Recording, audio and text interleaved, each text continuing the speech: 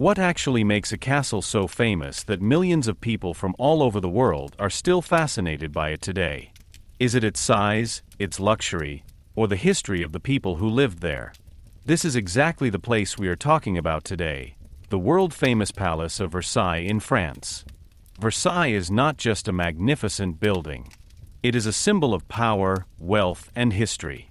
Behind the golden gates, the huge gardens and the magnificent halls hide exciting stories about kings, nobility, splendor, and also about the downfall of an entire era. Before we start, write in the comments.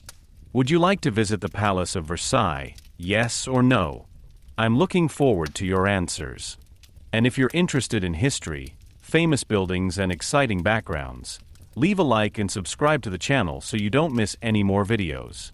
Then let's dive into the fascinating world of Versailles together. Chapter 1. Introduction. The Palace of Versailles as a symbol of power. When you think of the Palace of Versailles, images of golden gates, endless gardens, magnificent halls, and a luxury that is hard to imagine immediately come to mind.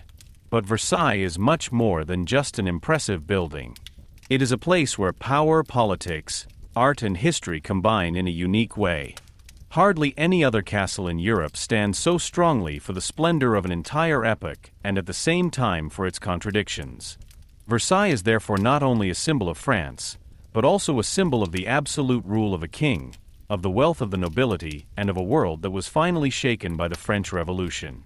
Even at first glance, Versailles seems overwhelming. Everything about this place seems to be designed to radiate greatness and importance. The huge grounds, the symmetrical design, the lavish furnishings, and the artistically landscaped gardens immediately give the impression that people did not just live here. Versailles was to impress. It was intended to show visitors that this was the center of power. Every room, every path, every facade, and every detail served one purpose: to make the king's greatness visible. This is exactly the real meaning of this castle. Versailles was not just a residence. It was a stage of domination. The castle is particularly closely associated with Louis XIV, the famous Sun King. Under his rule, Versailles became the political and cultural center of France. Louis XIV not only wanted to exercise his power, but also to display it. He understood that architecture, ceremonies, and art could have a political impact. A palace like Versailles was the perfect way to do this. The king presented himself there as the center of the state, as a ruler of extraordinary greatness, whose influence outshone everything. It is no coincidence that Louis XIV was compared to the sun. Just as the planets revolve around the sun, so should the court move around the king. Versailles was the place where this image became reality. It is important to understand that power in Versailles was not only visible through decisions or laws, but also through rituals and everyday life. Life at court was strictly regulated. Those who were allowed to be close to the king had reputation. Those who were present at important ceremonies enjoyed privileges. Even seemingly simple actions, such as the king's getting up in the morning or eating together, became public events with a fixed order. In Versailles, politics was not just a matter of ministers and treaties. Politics was also reflected in who was given a place near the king, who was approached, and who was excluded. The lock was thus a finely tuned system of control. This is precisely why Versailles is considered a symbol of power. It was not only great and precious, but it was an instrument of domination. The nobility, who had often been independent and influential in the provinces in the past, were tied to the court in Versailles. There he lived in a world full of etiquette, festivals, and competition for the king's favor. At first glance, this life seemed bright and enviable, but in reality it also served to keep the nobility under control. While the nobles were busy asserting themselves at court, political power remained more in the hands of the king. Versailles was therefore not only a place of luxury, but also a means of establishing order and directing the state. At the same time, Versailles was an expression of the self-image of an entire era. In the 17th and 18th centuries, France was considered one of the leading powers in Europe. The French court set standards in fashion, architecture, art, and lifestyle. Anyone who had rank and name in Europe looked to Versailles. Other rulers were inspired by this and tried to create similar castles and court cultures. Versailles became the model. It stood for elegance, discipline, representation, and royal grandeur. As a result, its importance grew far beyond France. The castle was not only a national center, but a European symbol of the monarchy. But it was precisely in this splendor that there was also a contradiction. While festivals were celebrated in Versailles, works of art were created and enormous sums were spent on the expansion of the palace. A large part of the population lived under difficult conditions. For many people in France, the luxurious life of the court was hard to imagine. The differences between the nobility and the common people were enormous. While this social distance gave Versailles its radiant reputation, it also made it a symbol of inequality. The castle embodied not only the strength of the king, but also the distance between rulers and ruled. It was precisely for this reason that Versailles later became a sign of waste and aloofness in the eyes of many people. When we look at Versailles today, we always see two sides at the same time. On the one hand, there is the extraordinary beauty of the castle. The architecture is impressive, the interiors are magnificently designed, and the gardens are among the most famous in the world. Versailles is a masterpiece of human creative power. It shows how art, planning, and craftsmanship can work together to create something of almost unearthly effect. On the other hand, this castle reminds us of how closely beauty and power can be connected. The splendor was not there by chance. It had a function. It was intended to impress, order, and show superiority. This is precisely why Versailles is so fascinating to this day. It is not only a historical place, but a key to understanding French history. If you look at Versailles, you will understand better how absolute monarchy worked. You can see how rule was staged and how architecture was able to convey political messages. But you can also feel how fragile a system can be that is built on glamour, hierarchy, and distance. Because all the splendor could not prevent the country from changing in the end. The revolution showed that even such a powerful symbol as Versailles was not sacrosanct. The castle therefore stands for rise and fall at the same time. On the one hand, it embodies the pinnacle of royal power. Under Louis XIV, the monarchy seemed stronger and more brilliant than ever before. Versailles became visible proof of this. On the other hand, the castle also stands for the end of this world.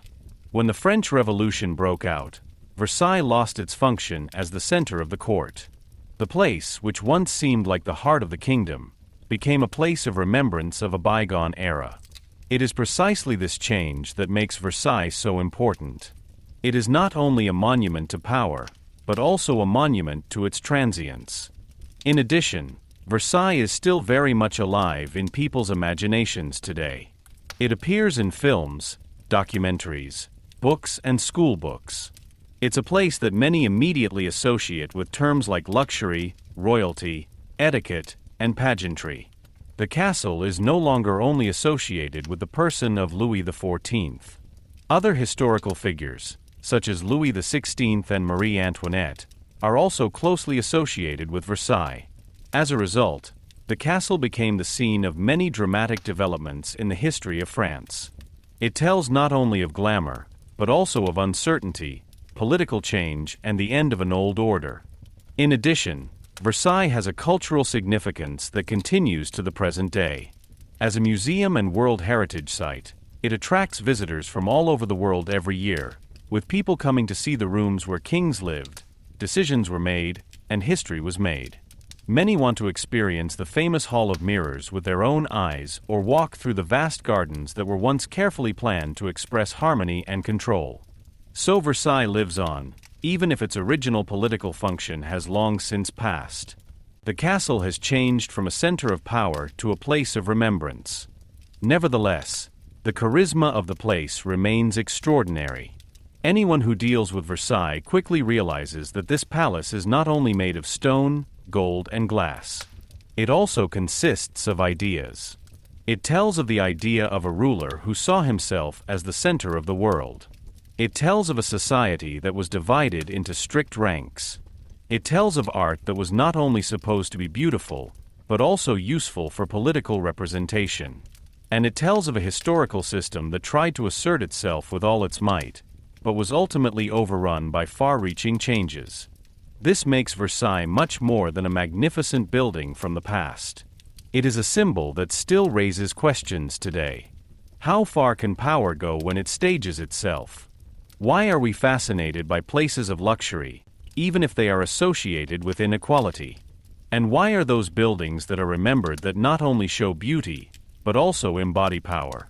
All these questions make Versailles a special topic. The castle is not just a tourist destination or a historical monument. It is a mirror of its time and at the same time a place where one can reflect on power, society, and history. In this script, we will take a closer look at the Palace of Versailles step by step. We will see how a comparatively simple hunting lodge became one of the most famous residences in the world. We will deal with life at court, with the political purpose of the complex, with the ornate gardens, and with the famous personalities who lived there. We will also discuss how the revolution changed the fate of Versailles and why the palace still captivates so many people today. In the beginning, however, there is this central insight. Versailles was never just a beautiful palace. It was a deliberately created sign of power, greatness, and domination. That's exactly why it is still one of the most impressive places in European history today. Chapter 2: The Creation of Versailles, From Hunting Lodge to Magnificent Building. The history of Versailles does not begin with a glittering royal court, not with endless mirrors, golden gates, or lavish parties, but with a comparatively modest place in the countryside. Before Versailles became a symbol of royal power, it was one thing above all: a hunting ground. It is precisely this inconspicuous beginning that makes the development of the castle so remarkable. Hardly any other place in Europe has changed so radically in such a short time. Step by step, a simple hunting lodge became one of the most magnificent residences in the world. This transformation was not a coincidence, but the result of political intentions, personal preferences, and enormous building efforts. To really understand Versailles, you have to start at the very beginning, at a time when there was hardly any sign of its later glory. In the early 17th century, Versailles was still a small village, surrounded by forests, swamps, and agricultural land. The area was located southwest of Paris and was neither particularly important nor particularly densely populated at that time. This was precisely what made them interesting for the kings. It offered peace, distance from the hustle and bustle of the capital, and above all, good opportunities for hunting. Hunting was much more than just a pastime for the nobility, and especially for the French kings. It was part of courtly life, an expression of class and rule, and at the same time a form of representative leisure activities. Those who hunted also showed their social position. In this context, Versailles came into the focus of the French monarchy for the first time. King Louis XIII, the father of the later Sun King Louis XIV, had a small hunting lodge built there from 1623. Initially, it was a rather simple building that served mainly practical purposes. It was intended to provide accommodation for the king during his stays in the surrounding forests. A few years later, this first hunting lodge was replaced by a slightly larger castle. Between 1631 and 1634, a brick building made of red brick and light natural stone was built, with a slate roof and a relatively restrained design. While this early palace was more elegant than the original hunting lodge, it was still a far cry from the monumental splendor for which Versailles would later become famous. Nevertheless, an important foundation stone was laid with this building. Louis XIII had thus created a place that initially met his personal needs, but was later to take on a completely new meaning. For Louis XIII, Versailles was above all a place of retreat. Unlike Paris, which was politically turbulent and often tense, Versailles offered more calm and control. The king appreciated the seclusion. He was able to hunt, relax, and spend time far from the capital. From today's perspective, it seems almost astonishing that this rather private place in particular was to become the center of the French monarchy. But this is precisely where an important insight lies. Great historical places do not always emerge as a result of a single grand plan.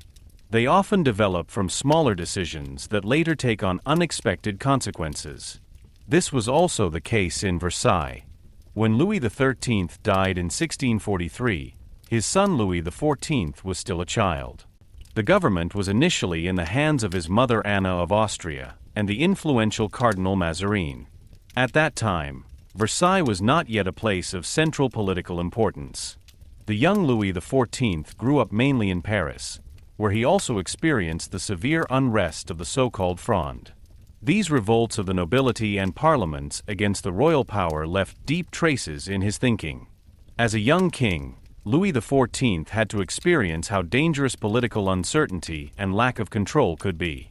For him, Paris thus became not only the capital of his empire, but also a place of remembrance of threats, unrest, and power conflicts. These experiences later had a significant influence on his decision to shift the focus of his reign to another location.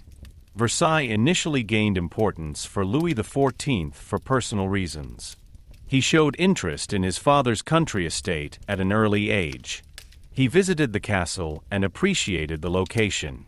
But it wasn't just the landscape or hunting that attracted him. Versailles offered something that was hardly possible in Paris: space for design. While the capital was full of political tensions, existing power structures, and historical limitations, the king was able to shape a place in Versailles almost to his own will. This idea became more and more important the more Louis XIV took his rule into his own hands. In 1661, Cardinal Mazarin died, and Louis XIV declared that he would henceforth rule without a first minister. This was the beginning of his personal rule. It was precisely in this year that the decisive expansion of Versailles began. In the meantime, the king had developed the firm will to stage his power not only politically, but also visibly and permanently. Versailles was to become a place where this staging was possible. Initially, however, it was not planned to demolish the old castle completely. Instead, it was decided to include it in the new plant. This decision is particularly interesting architecturally and symbolically, as it preserves the core of the original building, while a much larger and more magnificent residence gradually developed around it. Some of the most important artists, architects, and garden planners of the time were commissioned with the expansion. One of the most important was the architect Louis XIV, who expanded the castle on behalf of the king. In addition, the landscape architect André Le Notre played a central role, as did the painter and decorator Charles Lebrun, who was responsible for the artistic design of the interiors. Together, they created not just a larger building, but a total work of art in which architecture, nature design, painting, and political symbolism were closely intertwined. From the very beginning, Versailles was intended to be more than just a place to live. It was a project that claimed to make power visible in stone, water, light, and space. In a first major construction phase, the old palace of Louis XIII was surrounded by a new shell.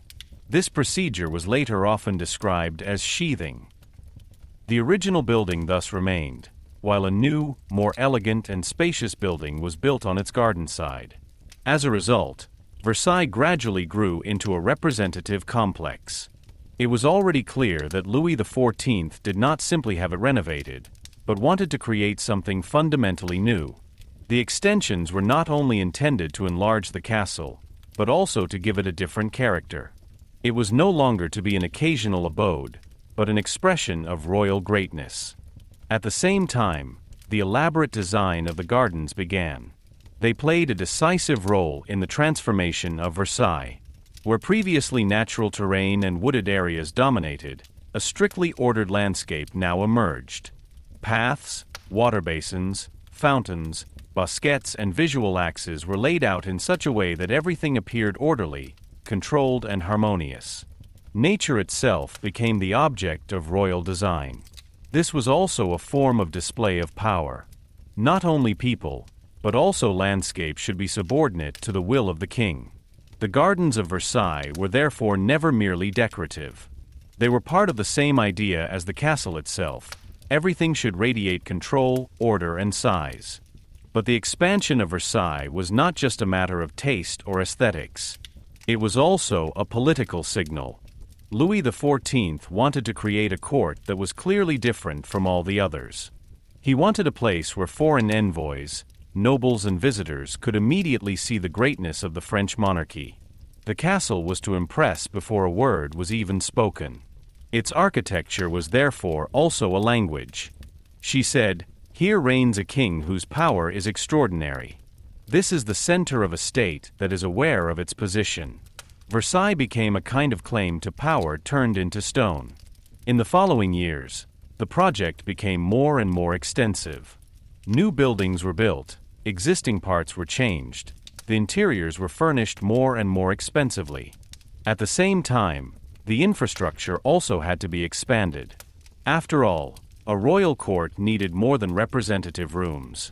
Accommodation had to be created for servants, kitchens, stables, administrative rooms, and living quarters for the many people who lived permanently or temporarily in Versailles. Thus, a whole court world grew up around the actual castle. Versailles became a complex organism in which living, governing, celebrating, and working were closely intertwined. An important step in this development was the increasing relocation of court life to Versailles. Initially, Louis XIV stayed there only temporarily. But the further the construction work progressed, the more the castle became his preferred place to stay. This development had major consequences. Because where the king lived, the nobility also had to gather. Where the court was, there was the center of political life. Versailles became important not only because of its architecture, but also because of the people who came together there. The building and the courtly system grew together, so to speak. The decision to make Versailles the capital of royal rule was ultimately a turning point in French history. In 1682, Louis XIV officially moved the court and government to Versailles. This completed the transformation from a hunting lodge to the center of power. What had begun decades earlier as a retreat had now become the heart of the French state. This shift meant that Versailles took on a new role not only architecturally, but also politically and symbolically. From then on, the castle was no longer just a place to stay, but the center of an entire era. Despite this success, the path to get there was by no means easy. The expansion of Versailles was associated with enormous costs. Thousands of workers, artists, and craftsmen were employed for years. Materials had to be procured, areas drained, water pipes built, and rooms equipped. The water supply in particular was a major problem, because the numerous fountains and gardens required huge amounts of water. The construction of Versailles was therefore not only an artistic, but also a technical large-scale project. Behind the later splendor were immense human and material efforts. However, it was precisely this tremendous achievement that contributed to the legendary charisma of the castle. Versailles did not seem like a place that grew by chance, but like the result of an almost limitless creative energy. Everything there seemed to be planned, orderly, and designed for effect. The place was an expression of a rule that did not want to leave anything to chance. The fact that such a monumental complex could be created from a small hunting lodge was itself a message. The king had the power to turn an insignificant patch of land into the center of Europe. In retrospect, the creation of Versailles shows very clearly how closely personal preferences, political goals, and artistic ambitions can be linked. Louis XIII had been looking for a place of rest there. Louis XIV turned it into an instrument of rule. The original castle was preserved as a historic core, but at the same time it was surrounded and elevated by something much larger. In a way, the architecture itself reflects the history of the place. From a small beginning, something monumental emerged that did not completely hide its origins, but inserted it into a new order. The creation of Versailles is therefore more than just an architectural story. It tells of how power shapes a place, and how a place in turn makes power visible.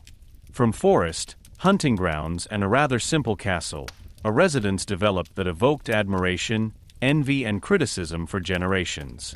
It is precisely this change from the private to the political, from the simple to the grandiose, and from a country estate to the center of the state that makes Versailles so unique. Anyone who looks at the castle today sees not only a finished building, but the result of a long development in which the ideas of a king and the possibilities of his time have been combined in an extraordinary way. In the next chapter, it becomes clear who had the greatest influence on this development: Louis XIV. Because without his personality, his claim to power and his idea of royal rule, Versailles would never have become what it is today. Chapter 3: King Louis XIV and his vision of Versailles. When talking about the Palace of Versailles, there is no way around one person: Louis XIV. No other ruler is as closely associated with this place as the French king, who later became famous as the Sun King. Versailles was not simply his residence, not just a magnificent palace for parties and receptions, but the visible expression of his ideas of power, order, and domination. To understand why Versailles became one of the most important buildings in Europe, one must therefore take a closer look at Louis XIV himself. His personality, his political goals, and his desire for absolute control shaped the castle in almost every detail. In a way, Versailles was still his monument during his lifetime, a place where his vision of royalty took concrete shape. Louis XIV was born in 1638 and ascended the French throne in 1643 at the age of only 4. Of course, a child could not rule on his own, so his mother Anna of Austria and Cardinal Mazarin initially took over the affairs of government. But the young king's childhood was not safe and quiet. France was shaken by political tensions and uprisings during this time. Particularly formative was the so-called Fronde, a series of riots in which parts of the nobility and parliaments rebelled against the royal central power. As a child, Louis XIV experienced how dangerous it could be when the king's authority was questioned. He even had to flee Paris for a time. These experiences left deep traces in his thinking. He learned early on that power was not only allowed to exist, but had to be constantly asserted and made visible. This imprint is crucial if you want to understand his later attitude. Louis XIV developed a strong distrust of political unrest, of an overly powerful nobility, and also of Paris, which for him always remained associated with memories of insecurity. He wanted to create a kingdom that was unchallenged, that left no room for doubt, and in which all the important forces of the country were focused on the person of the ruler. This gave rise to the form of government that we now call absolute monarchy. The king saw himself not simply as the first servant of the state, but as its center. His power should be comprehensive, clearly recognizable, and not limited by competing forces. Louis XIV is often associated with the famous phrase, "I am the state," even if it is not entirely certain whether he actually said it in this form. Regardless of this, however, this sentence very aptly sums up how Louis XIV understood his position. For him, the king was not just one political decision-maker among many, but the embodiment of the state itself. All the essentials should come together in his person. Administration, military, court life, art, and diplomacy were ultimately to refer to his authority. This is exactly where the actual idea of Versailles begins. Louis XIV not only wanted to rule, but to stage his reign in such a way that no one could overlook it. Versailles offered him the ideal conditions for this. Unlike Paris, the place was largely free of old power structures. Louis XIV was able to create something there that corresponded entirely to his own ideas. The castle was not only to be magnificent, but also to convey a political message. It was intended to make it clear to every visitor, every nobleman, and every foreign envoy that this was the center of France. Versailles thus became a kind of stage on which royal power was made visible on a daily basis. That was not a minor matter, but the core of the whole project. Louis XIV realized that architecture, ceremonial, and art could be just as effective as laws and armies. A central part of his vision was the conscious staging of his own person. Louis XIV liked to present himself as a sun, as a shining center around which everything revolved. The sun motif was not chosen by chance. The sun provides light, warmth, and life, and it is at the center of the sky. This is exactly how the king wanted to be perceived, as the origin of order, glamour, and authority. This image permeated not only his self-portrayal, but also the symbolic design of Versailles. Many rooms, decorations, and rituals were designed to make the king appear as a towering figure. Even the daily routines at the court were based on him. In Versailles, Louis XIV was not simply the inhabitant of the palace, but its actual center. However, his vision was not limited to external splendor. Louis XIV also thought of Versailles as an instrument of political control. Dealing with the nobility was particularly important to him. In earlier times, many nobles had exercised great power in their own regions. They had influence, property, and often also a strong self-confidence vis-a-vis the crown. For Louis XIV, this was potentially dangerous. He wanted to bind the nobility to himself, bring them close to the king, and thus at the same time monitor and make them dependent. Versailles was the ideal means for this. Anyone who wanted rank and importance had to be present at court. Anyone who wanted to be in the king's favor had to adapt to the rules of Versailles. This resulted in a courtly life that was regulated down to the smallest detail. There were fixed forms for almost everything: for the king's rising, for his meals, for audiences, feasts, and walks. At first glance, this ceremony may have seemed like mere formality or exaggerated etiquette, but in fact it was an effective political tool.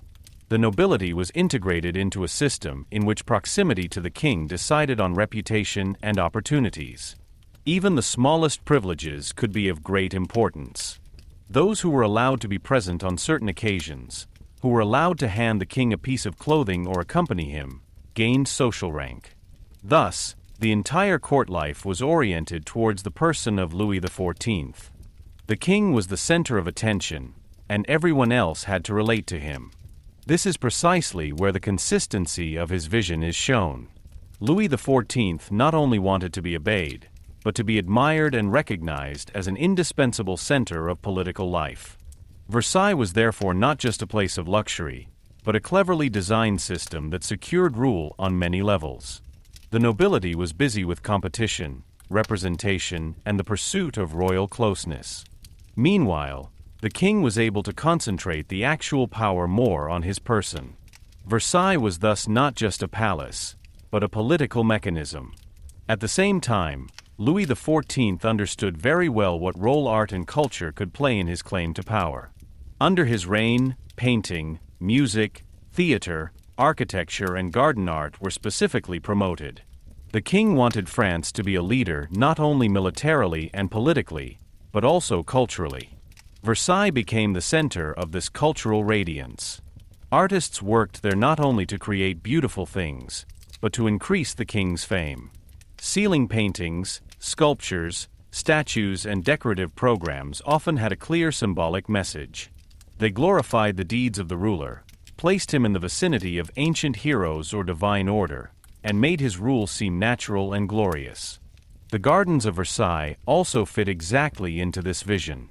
They were not a natural landscape in the modern sense, but strictly planned, geometrically laid out and aligned with visual axes. Nothing should be left to chance. Nature itself was ordered, tamed, and brought into a harmonious system. This design reflected the political thinking of Louis XIV. Just as gardens were formed through planning and control, the state was also to function according to clear rules and under the direction of the king. In Versailles, even the landscape became an expression of domination. It is important to note that Louis XIV did not pursue his vision solely out of personal vanity, even though his need for splendor and greatness undoubtedly played a major role. From his point of view, the strengthening of royalty was necessary to give France stability and unity. The experience of the Fronde had shown him what could happen when the central power appeared weak. Therefore, he tried to bind all the essential forces of the empire more closely to the crown. Administration was professionalized, royal authority in the provinces was expanded, and the court became a center of great importance not only symbolically but also practically. Versailles was thus part of a comprehensive political program. Nevertheless, this vision had its price. The expansion and maintenance of Versailles cost enormous sums. Life at court was elaborate and expensive. Thousands of people worked there, from high officials and nobles to servants, craftsmen, cooks, and gardeners.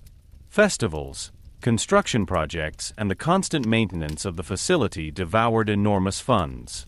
For Louis XIV, however, this was justified because, in his view, Versailles was an investment in the strength and glory of the monarchy. Pageantry was not just luxury for the sake of luxury, but part of a political logic. The greater the impression the castle made, the stronger the crown appeared. Foreign visitors and envoys were indeed often deeply impressed. Versailles set standards in Europe. Other rulers oriented themselves towards France, adopted elements of the French court ceremonial, or had their own residences built on the model of Versailles. In doing so, Louis XIV achieved one of his most important goals.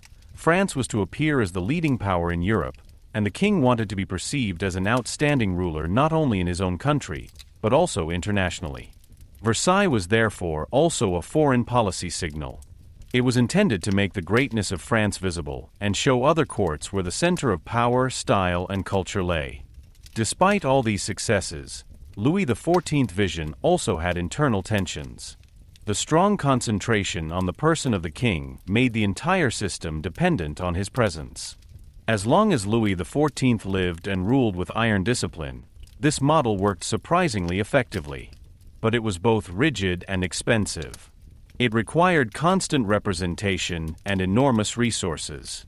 It also created a growing distance between the court and the population.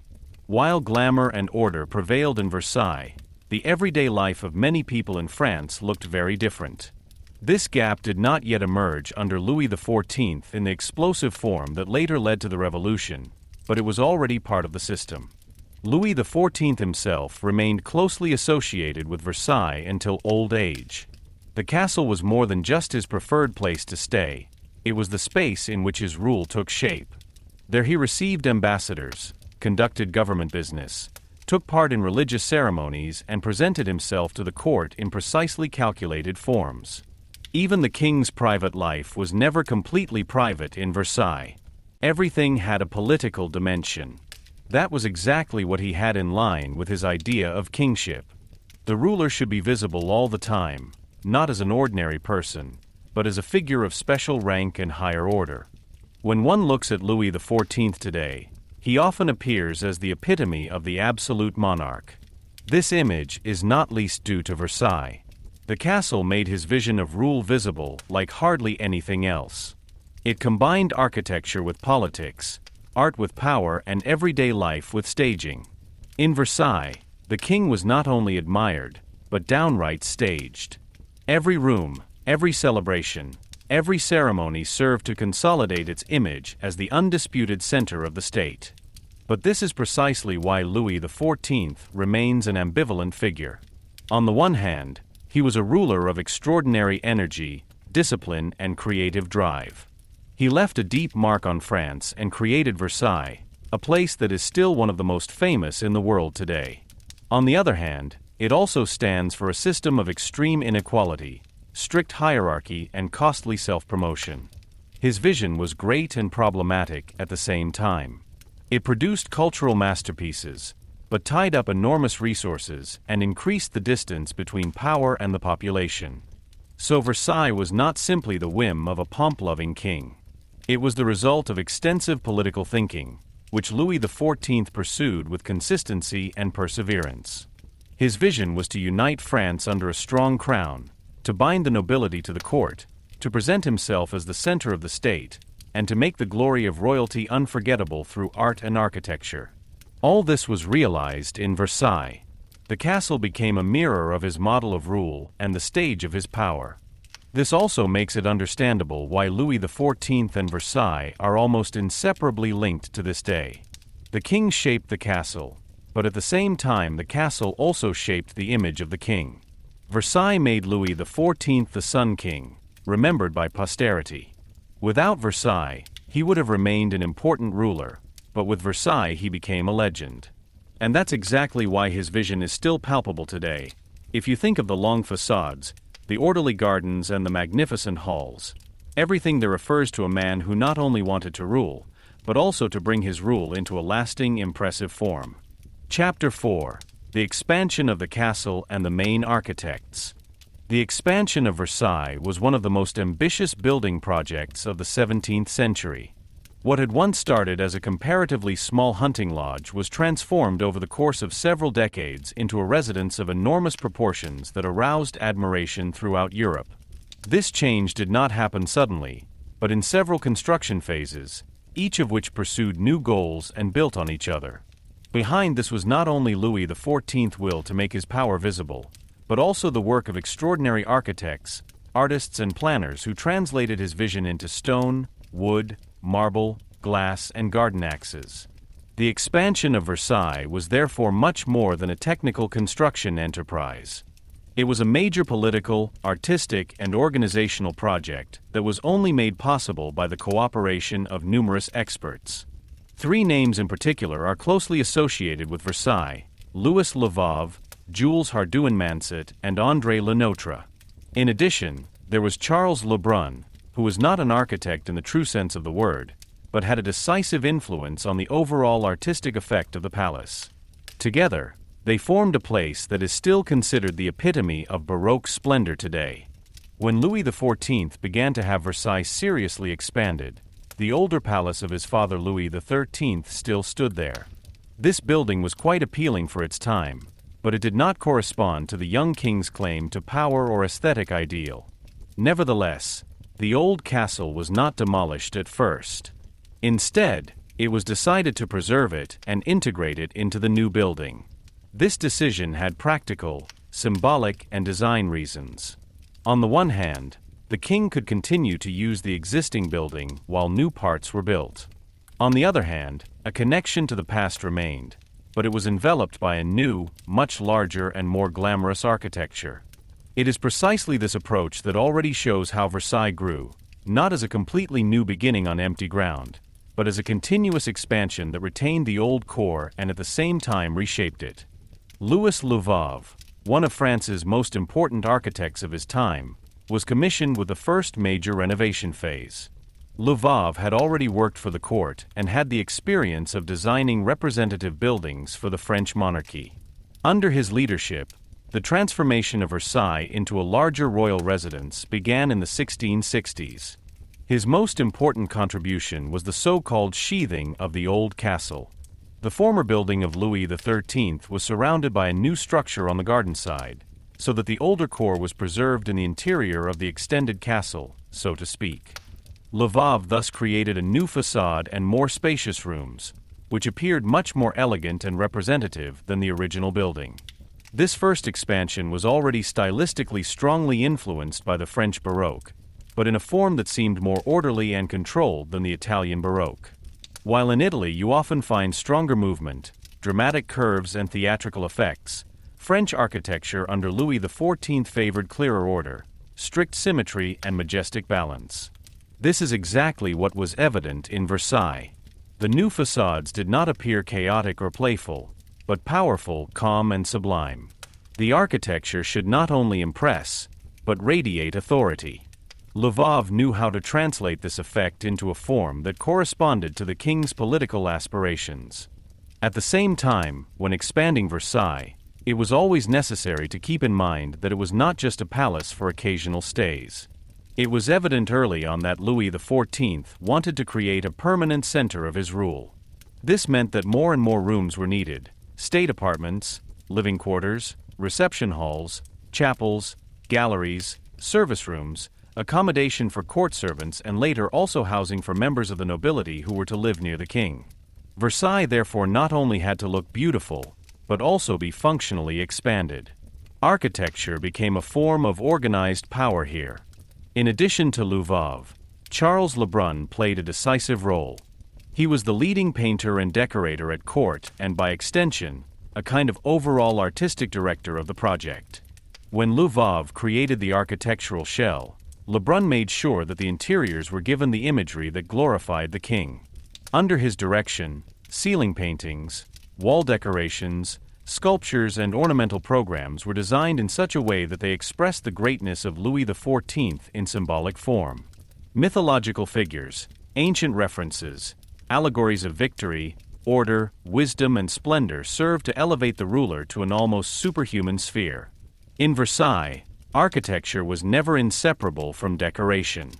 Only in the interaction of both elements did the full effect emerge. Another indispensable designer was André Le Nôtre, the famous landscape architect. Even if gardens do not seem to be part of the actual palace building at first glance, they are inextricably linked to the architecture in Versailles. Le Nôtre turned the surrounding terrain into a strictly planned, geometrically ordered landscape, whose axes, basins, avenues, and bosquets corresponded with the castle. The garden extended the architectural space outwards and thus increased the symbolic reach of the building. The castle did not just stand in a landscape, but dominated it. The visual axes led the gaze into the distance, water surfaces reflected light and facades, and the orderly nature made it visible that even the surroundings were subject to the will of the king. Le Nôtre's contribution was therefore not a decorative addition, but an essential part of the overall concept. As the work progressed, so did the scope of the project. Versailles developed more and more from a country estate to a political center. After the death of Louis XIV in 1670, François d'Orbay initially took on tasks in the continuation of the work, but soon an architect came to the fore who was to have a particularly strong influence on the later character of Versailles, Jules Hardouin-Mansart. He was a great-nephew of the famous François Mansart and developed into one of the most important architects of French classicism. Under Hardouin-Mansart, Versailles gained even more monumentality and spatial size. Hardouin-Mansart was responsible for some of the castle's most famous expansions. Particularly significant was the construction of the Hall of Mirrors, which is now considered one of the most famous elements of Versailles. This magnificent room was built in the 1670s and 1680s as a connection between the state apartments of the king and queen. The Hall of Mirrors replaced an earlier terrace and became an architectural highlight of the castle. The long windows on the garden side face an equally long row of large mirrors. These mirrors multiply the light, visually expand the space, and create an impression of brilliance and infinity. At a time when mirrors were precious and technically sophisticated to produce, this was also a political statement. The hall showed richness, technical mastery, and aesthetic superiority. Hardouin-Mansart thus created not only a beautiful space, but also one of the most effective staging venues of royal power. In addition, Hardouin-Mansart planned and implemented numerous other expansions. Among other things, he was involved in the large north and south wings, which created additional space for the court, administration, and accommodation. These expansions had become necessary because Versailles became the permanent center of political life with the official relocation of the court and government in 1682. Suddenly, the place had to accommodate not only the king and his immediate family, but also ministers, courtiers, servants, guards, and visitors. Architecture, therefore, had to keep pace with political reality. Hardouin-Mansart knew how to combine these functional requirements with a representative effect of the castle. Another important project was the castle chapel, the final form of which was also built under Hardouin-Mansart, although it was not completed until after his death. The chapel was of great importance because religion was a central part of monarchical self-expression. The king not only ruled as a secular ruler, but also saw his position as religiously legitimized. Accordingly, the band had to live up to this claim. Its architecture combined grandeur, light, and solemn order.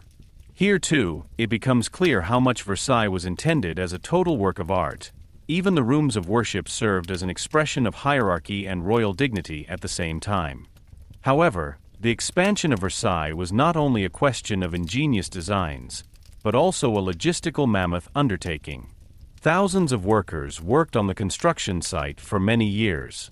Stonemasons, carpenters, roofers, gardeners, sculptors, painters, mirror makers, gilders, and many other specialists were involved.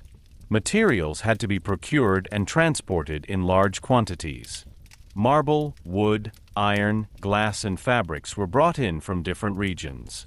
Each expansion of the castle required precise coordination, large financial resources, and an enormous administrative effort. The construction site of Versailles was therefore itself a sign of state efficiency. It showed that the monarchy was capable of mobilizing resources on a gigantic scale. The development of the site was particularly difficult. The area around Versailles was originally not ideal for such a huge project. Areas had to be drained, paths laid out, and water supply systems created. The water supply in particular posed an enormous challenge, because the gardens with their fountains and water basins required huge quantities. The elaborate technical measures, including pumping stations and canals, were among the most astonishing engineering achievements of the time. Without this infrastructure, all the splendor of the gardens would not have worked. Here, too, it becomes clear that the expansion of Versailles was only possible through the interplay of art, architecture, and technology. Architecturally, Versailles is characterized by a striking mix of splendor and order. Despite its size, the castle does not seem arbitrary or cluttered. The facades are symmetrically structured, the window axes are clearly structured, and the proportions are carefully coordinated. This order was not a mere stylistic device, but an expression of a political idea. Louis XIV wanted to embody a realm of discipline and hierarchy, and it is precisely these values that can be found in architecture. Versailles was supposed to radiate greatness, but not unrest. It should seem overwhelming, but at the same time controlled. This balance is a major reason for its lasting effect. It should not be forgotten that Versailles was never completely closed.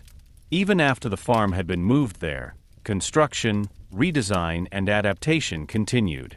New needs led to new solutions. Rooms were changed, decorative programs were added, and outbuildings were expanded. Versailles was therefore not a rigid building, but a living place that changed with the development of the court and the monarchy. Nevertheless, the basic idea always remained the same. Architecture should make the king's greatness visible and create an orderly center of power. The most important architects and designers of Versailles were therefore not just technical experts. They were co-creators of a political symbol. Louis XIV laid the foundation stone for the new shape of the castle with the first major expansion.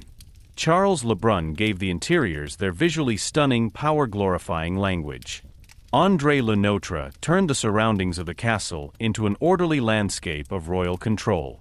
And Jules Hardouin-Mansart led Versailles with monumental extensions and iconic rooms, such as the Hall of Mirrors, to the climax that still characterizes the image of the palace today. Each of them contributed in their own way to the fact that Versailles was not simply built, but staged. It is precisely this collaboration that makes the expansion of Versailles so extraordinary.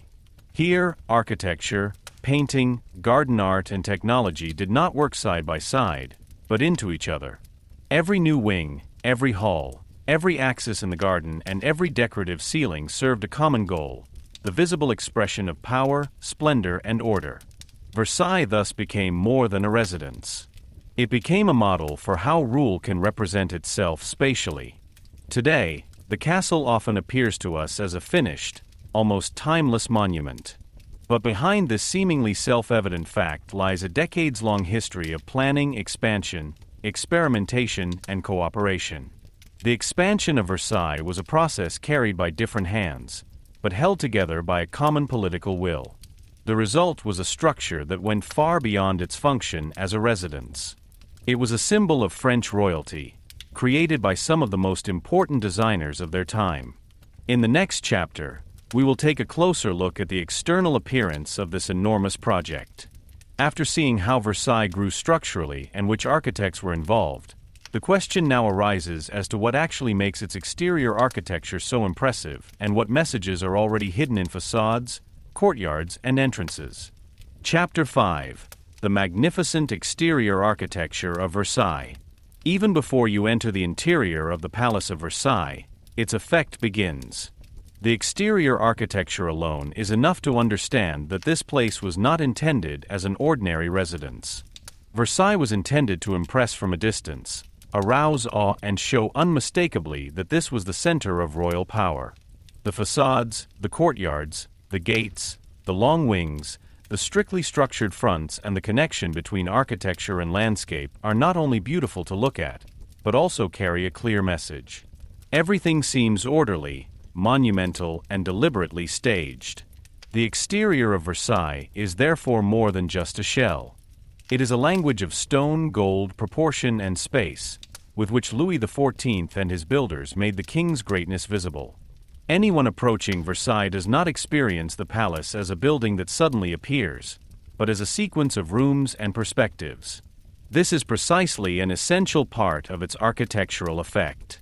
The way to the castle is itself a staging. Even from afar, the complex announces itself with its enormous expansion.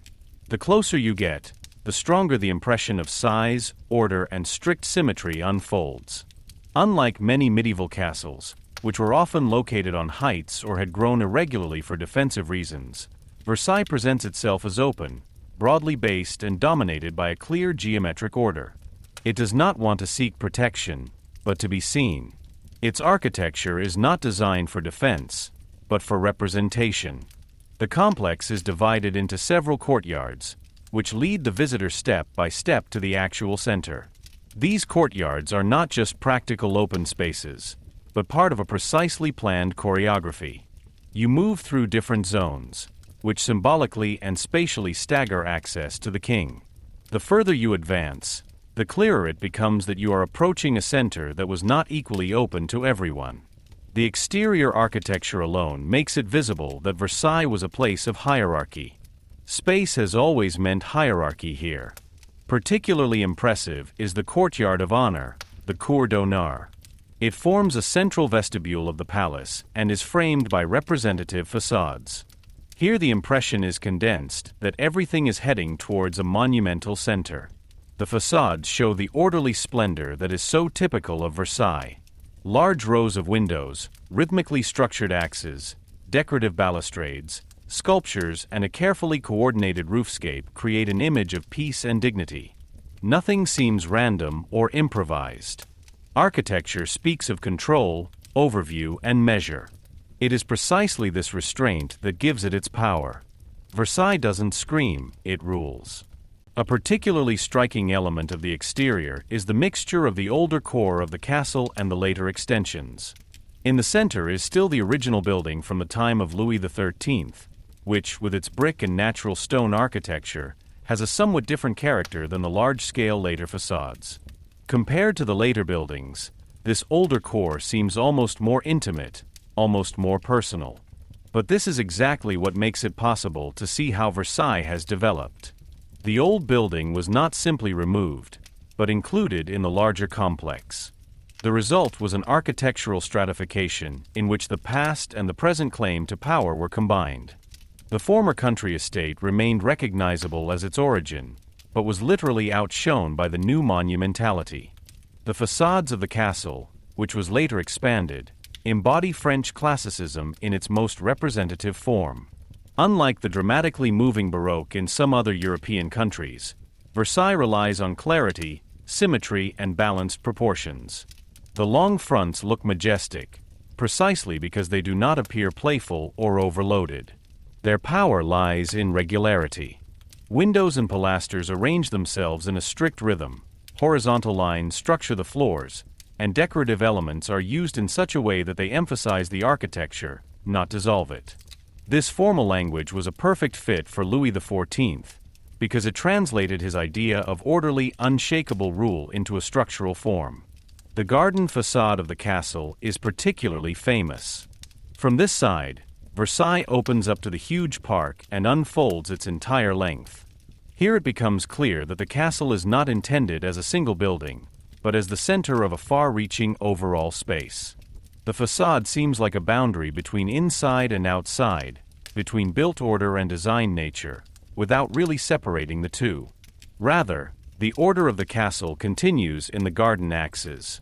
The rows of windows, terraces, and balustrades give the impression that the building directs the eye and incorporates the landscape itself into its logic of domination. From here, Versailles reveals itself as the center of a world designed for visibility and domination. A decisive part of the external effect lies in the horizontal extension of the castle. Many historic power buildings impress with their height, such as towers, domes, or steeply rising facades. Versailles, on the other hand, is characterized above all by its breadth. It stretches out, unfolds over wide areas, and thus conveys greatness. This horizontal monumentality creates a sense of expansion and reach. The lock does not seem to mark the room selectively, but to order it completely. You don't have the impression of standing in front of a single house, but in front of an architectural cosmos. The side wings, which complement the main building and reinforce the impression of a huge courtly complex, also contribute to this effect. They expand the castle not only functionally, but also symbolically, because they show that Versailles was more than a residence in the strict sense. It was a center of government, a place of administration, a living space for court society and servants, a stage for ceremonies, and a center of the political world. The exterior architecture hints at all this. It shows that many people and many functions were involved in a common order. Another central element is the gates and grilles, especially the famous gilded main gate. It not only marks an entrance, but also symbolizes the transition to a world of royal special status. Gold played an important role at Versailles because it embodied wealth, light, preciousness, and glory. The goal is therefore much more than a practical finish. It sets an example. It makes it visible that beyond this border begins a space that belongs to an extraordinary ruler. At the same time, the grids reinforce the idea of controlled access. Not everyone was able to move freely in the center of the complex. Architecture thus regulated not only the gaze, but also the movement. The roofscape of Versailles also deserves attention. The roofs are high, rhythmically structured, and their shape is precisely matched to the facades. Chimneys, balustrades, and decorative finishes help to ensure that the building has a carefully composed silhouette from every perspective. In combination with the light stone, the darker roof surfaces, and the gilded details, a differentiated image of elegance and weight is created. The lock looks neither cumbersome nor filigree. It has a dignity that results from measure and composition. This is precisely where the high art of his master builders becomes apparent. Monumentality is created here not only by mass, but by controlled effect. Versailles impresses not only with individual elements, but also with the relationship between architecture and surroundings. The castle is not isolated, but is integrated into a system of axes that extends far into the landscape. Paths, avenues, water basins, and sight lines arrange the surroundings according to the same principles as the facade. This extends the exterior architecture of the castle beyond its walls. The complex seems like a single coherent space in which the building and the landscape respond to each other. This connection was decisive for the effect of Versailles. The king ruled not only in one house, but over a fully designed room. In addition, the exterior architecture of Versailles has always served as a stage for arrival and representation. Ambassadors, nobles, visitors, and members of the court approached the castle in carriages or on horseback. Even this arrival was a symbolic act. Anyone who came to Versailles should feel the power of the king not only after an audience, but already in the first impression. The long driveways, the courtyards, the facades, and the gates created an atmosphere in which it was hard to escape the royal grandeur. Architecture thus became a means of psychological effect. It should not only inform, but also impress emotionally and suggest subordination. It is noteworthy that Versailles, despite all its splendor, does not seem like a chaotic hodgepodge. Many Baroque buildings rely on strong movement, lavish ornamentation, and theatrical surprises. Versailles, on the other hand, remains controlled even in its opulence. This is perhaps one of the secrets of his enduring fascination. The castle appears luxurious, but not arbitrary, rich but not formless, imposing but not wild. This discipline in design reflects the political culture of the court. Just as life in Versailles was characterized by rules, etiquette, and hierarchy, its architecture also obeys a strict system.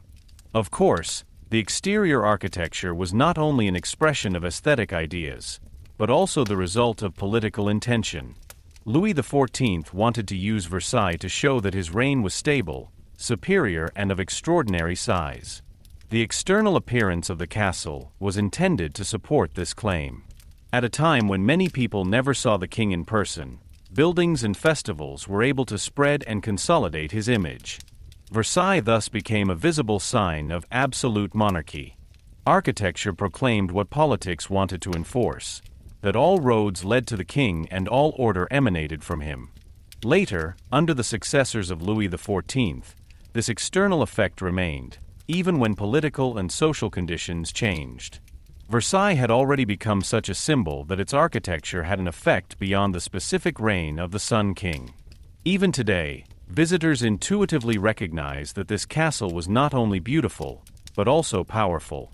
You can feel the will to stage in its facades, courtyards, and axes. Even without previous historical knowledge, the place conveys an idea of rank, distance, and rule. At the same time, one must not forget that behind this orderly beauty there were enormous human and material efforts. The exterior architecture of Versailles did not come about overnight. It was the result of decades of planning, expansion, and structural adaptation. Architects, engineers, stonemasons, gilders, and many others worked to create the form that seems to be taken for granted today. Precisely because everything seems so harmonious and composed, it is easy to forget how complex this process was. But this is another strength of Versailles. The palace gives the impression of effortless perfection, when in fact it is the result of enormous efforts. If you want to sum up the exterior architecture of Versailles, then it can be said that it does three things at the same time. Firstly, it impresses with its sheer size and careful composition. Secondly, it arranges movement, gaze, and access in such a way that hierarchy can be experienced spatially. Third, it translates political power into visible form. The castle is therefore not only beautiful on the outside, but significant. Its facades and courtyards speak of a world in which order, rank, and royal authority should seem to be taken for granted. This is precisely where the enduring fascination of Versailles lies. Anyone standing in front of the palace does not simply encounter a historic building, but a deliberate staging of rule. Every axis, every row of windows, every gate, and every gilded decoration contributes to the fact that the place is perceived as something special. The exterior architecture creates an atmosphere in which the king may not be visible, but appears present everywhere. The building itself thus becomes a representative of its power. The exterior of Versailles already shows what this palace is all about. It is a place where architecture was not only built, but used. It was intended to impress, direct, order, and glorify. Even before you enter a hall or take a look at the interior, the castle has already reached its destination. It has drawn its visitors into a world in which power has become visible. This is precisely why the exterior architecture of Versailles is not just a beautiful setting, but a crucial part of its historical and symbolic essence. In the next chapter, the focus is on the interior of the castle. It shows how rooms, halls, apartments, and decoration continue the claim of Versailles in detail, and how a world of royal luxury emerged from architecture, art, and courtly life. Chapter 6: The Interior of the Castle, Rooms, Halls, and Royal Luxury. If you only look at Versailles from the outside, you can already see the size and the claim to power of this place. But the real effect of the castle unfolds inside. Only there does it become fully visible what Versailles was supposed to be, not just a residence, but a world of splendor, order, and staging. Behind the monumental facades, a cosmos of halls, apartments, galleries, staircases, reception rooms, and private apartments opens up, all of which have been coordinated to make the king's glory visible.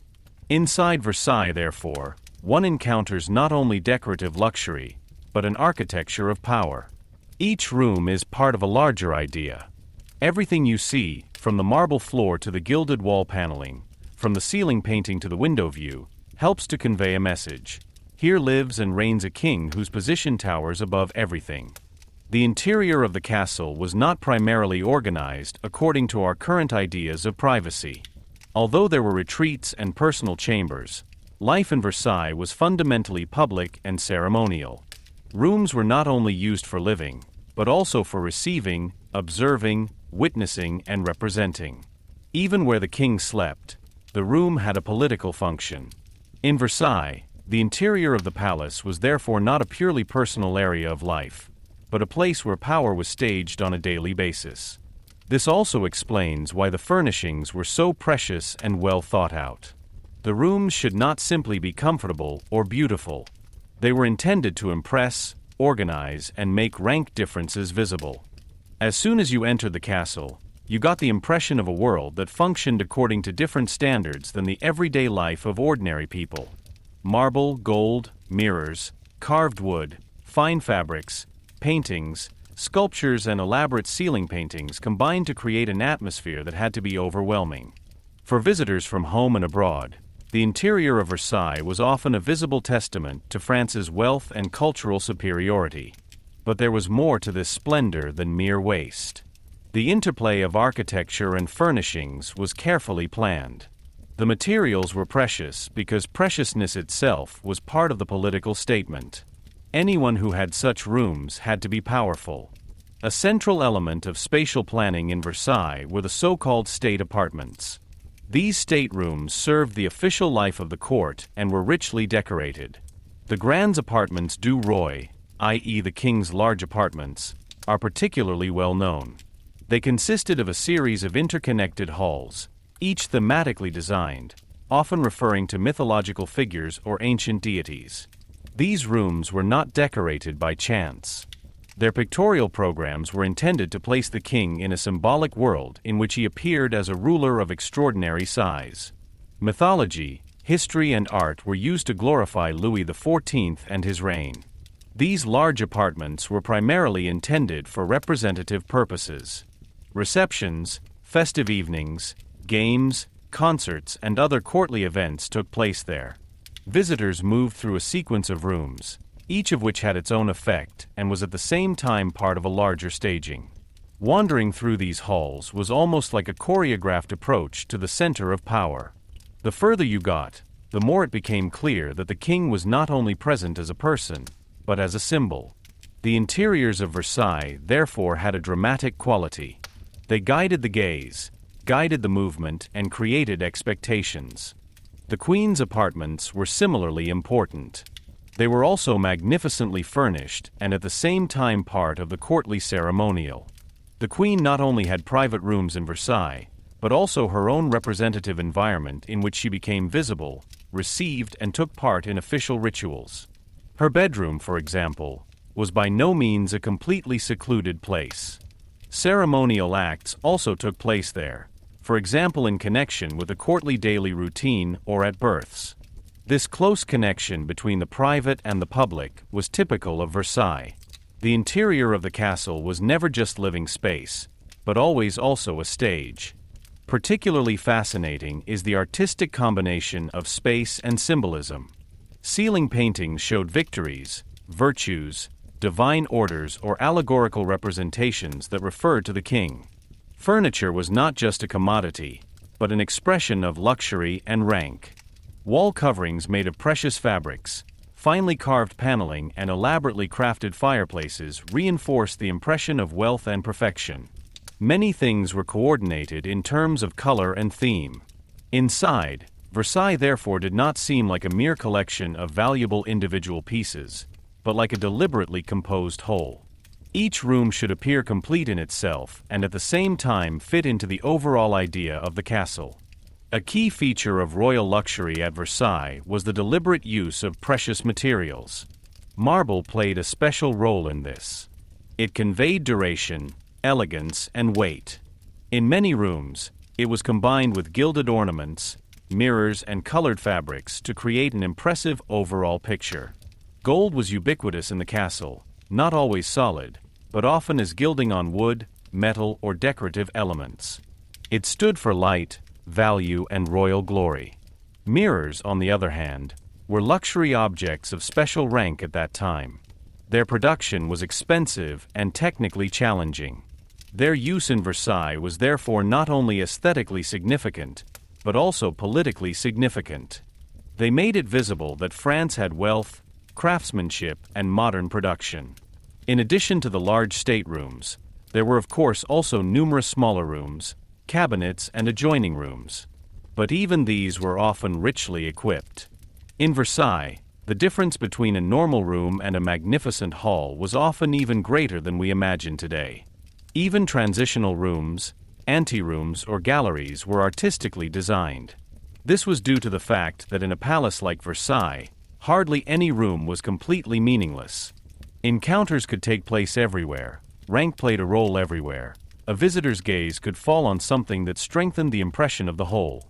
Luxury was therefore not limited to a few highlights, but permeated the entire interior. Nevertheless, there were clear gradations. Not everyone was allowed to enter every room, and not every area was equally accessible. The interior of the castle reflected the hierarchy of the court. Those who were closer to the king were allowed to penetrate further into the interior of the royal world. Those who had less rank were limited to the outer areas. As a result, architecture itself became a means of social order. Proximity meant power and prestige. Distance meant less influence. This structure was not always immediately visible, but it had a decisive influence on everyday life at court. Versailles was also a strictly structured room inside. It is also interesting to note that luxury in Versailles did not only affect the king, but also shaped the entire court society. Nobles who wanted to live near the king had to fit into this world. Many tried to find magnificent clothing, sumptuous furnishings, and a lifestyle that corresponded to the court. Although only a few could really keep up with the royal splendor, the whole castle was characterized by a climate of representation. Interiors were therefore not just a backdrop, but part of a system in which status was constantly shown and evaluated.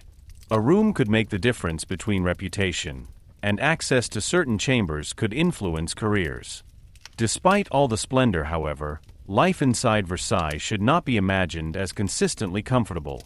The standards of the 17th and 18th centuries differed greatly from today's ideas of living. Many rooms were impressive, but not always warm or practical in the modern sense.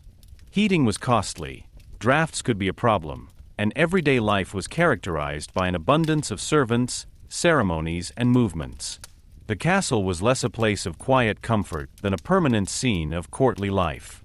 The luxury of Versailles therefore consisted less in private comfort than in visibility, preciousness, and social impact. It is precisely this combination of splendor and function that makes the interior of the castle so remarkable. Rooms were beautiful, but never only beautiful. They fulfilled tasks in the political and social structure of the court. An antechamber was used to control access. A bedroom could be the site of a public ritual. A gallery was not only a beautiful passageway, but a space of encounter and self-expression. Even pieces of furniture often had representative significance. The interior of Versailles was thus not a neutral environment, but an active part of the courtly system. In addition, there was the close connection between the interior and the daily routine. Courtly life followed fixed rhythms, and certain rooms were associated with certain actions. Audiences took place in representative halls, meals could be taken in public, festivals and performances used selected staterooms, religious acts led to the chapel. Thus, the interior of the castle was not static, but was staged anew every day. Its spaces lived through ceremonies, movements, and social roles. It was precisely this that unfolded its full effect. An empty hall was impressive, but a hall full of courtiers, candlelight, music, and courtly etiquette became the embodiment of the world that made up Versailles. The effect of light played a major role in this. Large windows let in daylight, mirrors multiplied it, candles and candlesticks gave the rooms an almost magical atmosphere in the evening.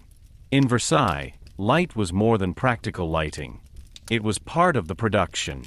In a castle that was so closely associated with the Sun King, it took on an almost symbolic character. The rooms were to shine, and give the impression that there was a center of brightness and splendor here. Especially in combination with gold, marble, and mirrors, an effect was created that deeply impressed visitors. The textiles also contributed significantly to the impression of royal luxury. Curtains, wall coverings, canopies, carpets, and upholstery fabrics were often made of precious materials and richly decorated. They brought color, warmth, and softness to the rooms, and at the same time set signs of richness.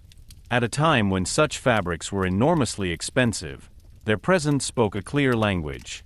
Nothing in Versailles should look ordinary. Even where a room did not impress with its monumental size, it could shine through the delicacy of its materials and the care of its design. The interior of the castle was thus a world of controlled abundance. Abundance because no expense was spared on precious materials, decorative programs, and representative effects. Controlled because all this obeyed a precise system. Inside, Versailles did not look like a chaotic luxury frenzy, but like an orderly form of splendor. This order corresponded to the political ideal of Louis XIV and gave the castle its special authority. Everything was rich, but nothing was accidental. When we think of Versailles today, we often immediately associate the palace with splendor, golden halls, and royal luxury. This image is no coincidence. The interior of the castle was designed precisely to evoke such ideas. It was intended to elevate the king, impress visitors, and transport the court to a world that deliberately stood out from ordinary life. But precisely because this luxury was staged so consistently, it also reveals a lot about the political system that produced it. In Versailles, power was not only evident in decisions and laws, but also in spaces, materials, and visual axes. This is what makes the interior of the castle so fascinating to this day. It allows us to enter a world in which architecture, art, and domination were inextricably linked. Every hall, every apartment, and every decorative detail tells of how much Louis XIV and his successors understood that spaces can influence people. They can create awe, make hierarchies visible, and turn power into a sensual experience. This is exactly what makes Versailles so special. The interior of the castle is not only a beautifully preserved past, but also a testimony to how consistently a ruler had his world shaped. In the next chapter, the focus is on what is probably the most famous room in the entire castle, the Hall of Mirrors. There, splendor, symbolism, and political staging are condensed in a particularly impressive way, so that this room is still considered the heart of Versailles today. Chapter 7: The Hall of Mirrors, the most famous centerpiece of Versailles. If there is one room that stands for the Palace of Versailles like no other, it is the Hall of Mirrors. Hardly any picture of Versailles can do without him, and hardly any description of the palace does not mention him. For many people, this hall is even the actual symbol of the entire building. And indeed, it condenses everything that makes Versailles what it is: splendor, staging, political message, artistic aspirations, and the pursuit of greatness. The Hall of Mirrors is not just a particularly beautiful room inside the palace. It is the heart of a world of domination that wanted to express itself through light, splendor, and monumental effect. Anyone who looks at the Hall of Mirrors immediately understands that Versailles was never intended only as a place to live. Here power was to become visible, and in a form that triggered admiration and remained in the memory. The Hall of Mirrors was built at a time when Versailles had already risen to become the center of courtly life. It was created between 1678 and 1684 under the direction of the architect Jules Hardouin-Mansart. The artistic decoration was mainly in the hands of Charles Lebrun, who gave the room its symbolic language. The hall was built on the site of an earlier terrace that connected the king's apartments with those of the queen. Instead of an open passage, a monumental interior was now created, which created this connection in an incomparably magnificent way. This origin alone is significant.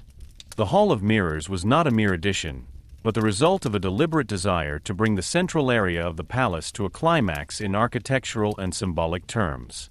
Its name refers to the most distinctive feature of the room, the large number of mirrors that give it its unmistakable effect. The long ribbon of windows on the garden side is contrasted with just as many large mirror arches on the opposite side. These mirrors reflect the incident light, multiplying the spatial effect and creating an impression of depth, brightness, and almost limitless expansion. At a time when mirrors were precious, technically complex to manufacture, and a sign of supreme luxury, their use in this quantity was a clear demonstration of power. The hall was intended to show that France not only had wealth, but also craftsmanship and technical skills that hardly anyone else possessed in this form. The Hall of Mirrors was thus also a triumph of French craftsmanship. Its architectural effect is based on the combination of length, light, and rhythmic order. The hall is elongated and high, without appearing heavy or dark. The large windows open onto the garden and let in plenty of natural light. This light hits the mirrors, gilded decorations, marble surfaces, and the finely crafted details of the architecture. This creates a space that seems to be made to shine. Everything shines, reflects, responds to each other. The movement of light itself becomes a design element. The hall does not appear static, but lively. With every step the impression changes. With every look new reflections and new perspectives emerge. It is precisely this liveliness that makes up a large part of his fascination. But the Hall of Mirrors is not only famous for its mirrors. Equally important are the ceiling paintings by Charles Lebrun, which provide the room with a clear political program. They do not simply show decorative scenes, but depictions that glorify the successes and glory of Louis XIV. Military victories, political achievements, and symbolic allegories combine to create an image of the king as an extraordinary ruler. The room celebrates not only beauty, but royal glory. Anyone who passed through it should not only be amazed, but also understand that this splendor served a specific purpose, the exaltation of the monarch. This is precisely the real significance of the Hall of Mirrors. It was not a neutral ballroom, but a deliberately designed space for political staging. Versailles as a whole was a stage of power, but in the Hall of Mirrors this stage effect reached its climax. Important courtly events took place there: receptions, festivals, ceremonies, and grand performances. The room was made for the representation of rank, dignity, and monarchical superiority. When the court gathered there, when candlelight illuminated the mirrors and music sounded through the hall, an atmosphere arose in which the power of the king was not only asserted, but could be experienced sensually. Every step, every gesture, every encounter gained weight in such a space. The Hall of Mirrors was therefore not only architecturally central, but also socially and politically. Whoever entered it moved in a room in which the king was perhaps not always present, but seemed to be present everywhere. The pictorial programs referred to him, the splendor spoke for him, the mirrors multiplied the world of his court. The room seemed like a great symbol of his rule. Everything was geared towards splendor, order, and grandeur. Even the symmetry of the hall, the regular succession of windows and mirrors, the harmony of wall, ceiling, and floor gave the impression of a system in which everything had its place. This order was no coincidence. It corresponded exactly to Louis XIV model of rule, who understood his world as a clearly structured order focused on his person. The Hall of Mirrors was particularly impressive at evening events. Then the room was lit by countless candles, the light of which multiplied in the mirrors. What was already magnificent was thus given something almost unearthly. Visitors often reported the deep impression this sight made on them. The reflections made the hall appear even larger, the light danced on gold and glass, and the whole scenery seemed like a deliberately composed spectacle. In an era when artificial lighting was still precious and limited, this lighting effect was of enormous importance. It turned the Hall of Mirrors into a place of amazement and gave courtly life an aura that reached far beyond everyday life. At the same time, the hall was also a place of diplomacy. Foreign envoys, princes, and visitors were not only to be received correctly in Versailles, but also deeply impressed. The Hall of Mirrors fulfilled this task to a special degree. It was a space that made France's claim to primacy and cultural leadership in Europe visible. This showed that the monarchy did not rule solely with weapons and laws, but also with images, architecture, and atmosphere.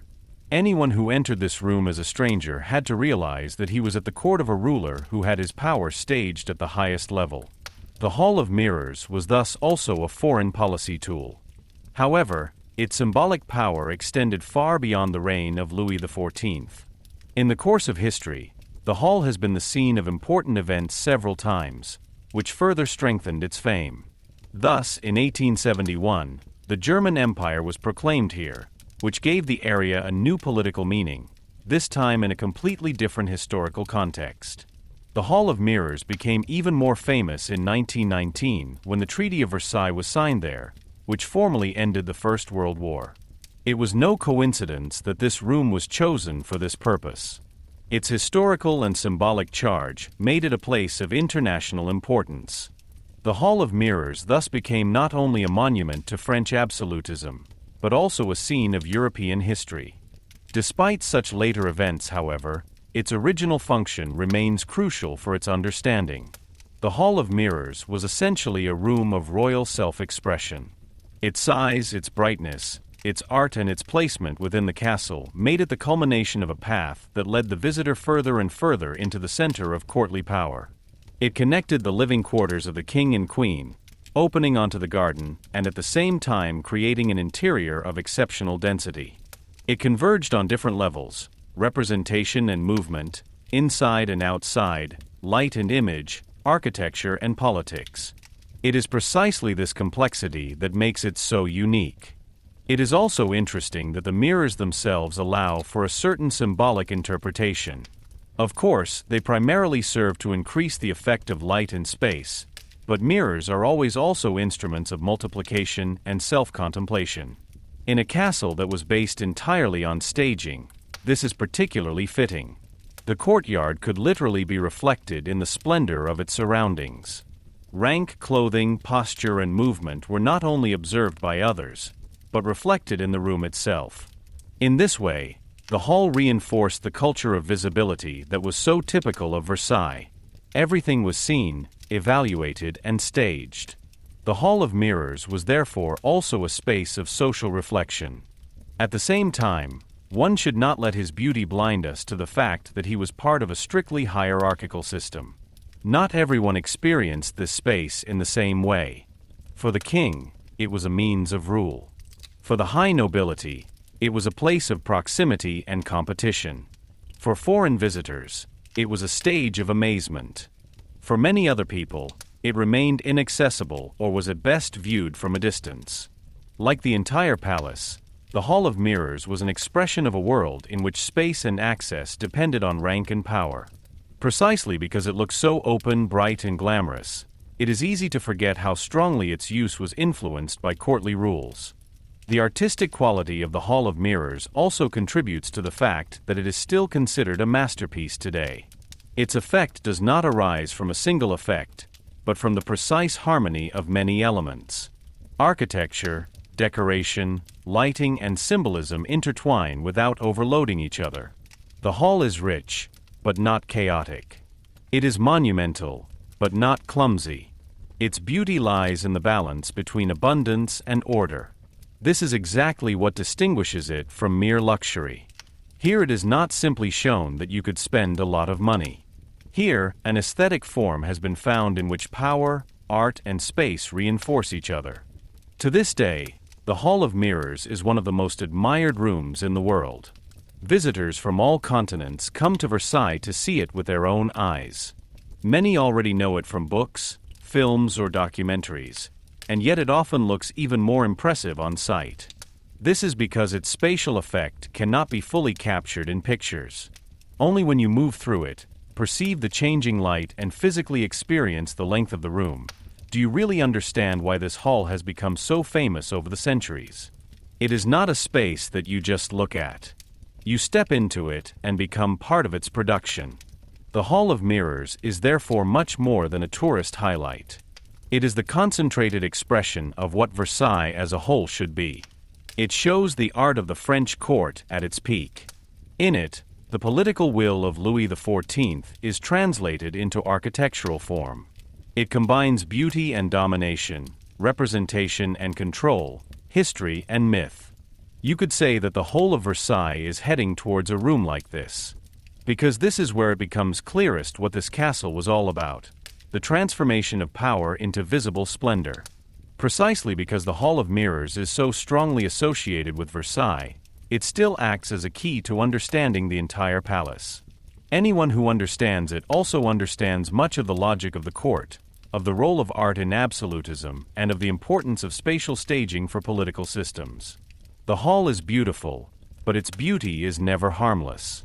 It serves an idea, an order, a claim to power. That's exactly what makes him so fascinating.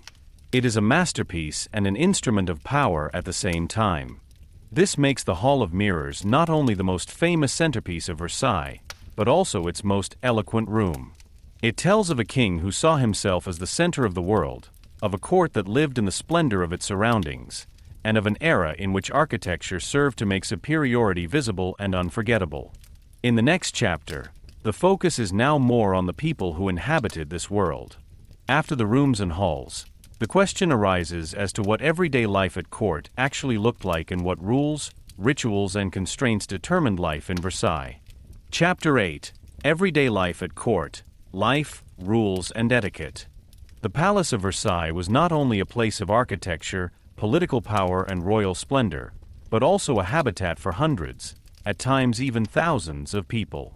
Behind the magnificent facades, in the famous halls and along the endless corridors, a precisely regulated everyday life took place every day. But this everyday life had little to do with what we understand today by a private, personal life. In Versailles, almost everything was public, observed, and determined by rules. Life at court was a constant game of closeness and distance, honor and dependence, rank and adaptation. Those who lived in Versailles moved in a world in which every gesture had meaning, every look could express something, and even seemingly small actions were part of a large system of courtly order. Everyday life at court was therefore never just everyday life. It was a form of staging, a means of political control, and at the same time a social network that decided careers, privileges, and reputation. For many people, life in Versailles seems like a dream of luxury, elegance, and festive splendor at first glance. And there is no doubt that elaborate clothing, magnificent rooms, solemn ceremonies, and lavish parties were part of this world. But behind this splendor was an existence that was characterized by strict rules. The courtyard was not a free space in which everyone could move around at will. On the contrary, Versailles was organized down to the smallest detail. Orders of precedence determined who was allowed to stay where, who could take part in which ceremonies, who came close to the king and who was left out. For many nobles, life at court was therefore less a carefree life of luxury than a constant struggle for position, recognition, and visibility. At the center of this system was the king. In Versailles, Louis XIV was not only the ruler, but the point of reference for almost all daily routines. The daily rhythm of the court was based on his life, and his habits became public events. This was particularly evident in the famous ceremonies of the lever and the coucher, i.e. the king's morning getting up and going to bed in the evening. What seems like a deeply private moment to us today was a ritualized process with clearly regulated participation in Versailles. Certain nobles were allowed to be present at these ceremonies, others were not. Those who had the privilege of being close to the king while dressing or appearing in his entourage gained prestige as a result. Even the presentation of a piece of clothing could become a sign of special favor. In this way, the king's daily life became the stage of courtly hierarchy. This public sphere of privacy was typical of Versailles. The castle was organized in such a way that the king remained visible at all times, at least in symbolic terms. He was never just a person who lived, ate, or slept, but always the monarch whose actions were part of the state order. It was precisely this that gave rise to that special culture of the court, in which proximity to the king was of inestimable value. Anyone who came close to the ruler spatially and socially had influence. Those who remained excluded lost importance. So even everyday life became a political instrument. The king did not have to give orders directly to every nobleman, because his attention or lack of attention could be enough to determine the rank and future of a courtier. For the nobility, life in Versailles meant a mixture of distinction and dependence. On the one hand, it was a privilege to be able to live at the court or to stay there regularly. The proximity to the king brought honor, access to offices, and possibly political advantages. On the other hand, this life demanded great adaptation. The nobility had to adhere to etiquette, wear expensive clothes, appear at ceremonies, be familiar with the complicated rules of the court, and constantly pay attention to how they were perceived. Many nobles were financially burdened because court life was expensive. If you wanted to keep up, you had to invest in external splendor. Clothing, carriages, servants, and appropriate appearance were not a minor matter, but a prerequisite for not being lost in courtly competition. Etiquette played a central role in this. It regulated not only major state acts, but also many everyday encounters. Who was allowed to go through a door first? Who was allowed to sit down? Who had to stand? Who was allowed to speak to the king, and in what form? Who had the right to use a stool or an armchair in certain situations? Such questions may seem petty today, but they were of enormous importance in Versailles. They reflected the order of precedence of the court and made visible who had what status. Etiquette was therefore much more than polite form. It was a system of social order.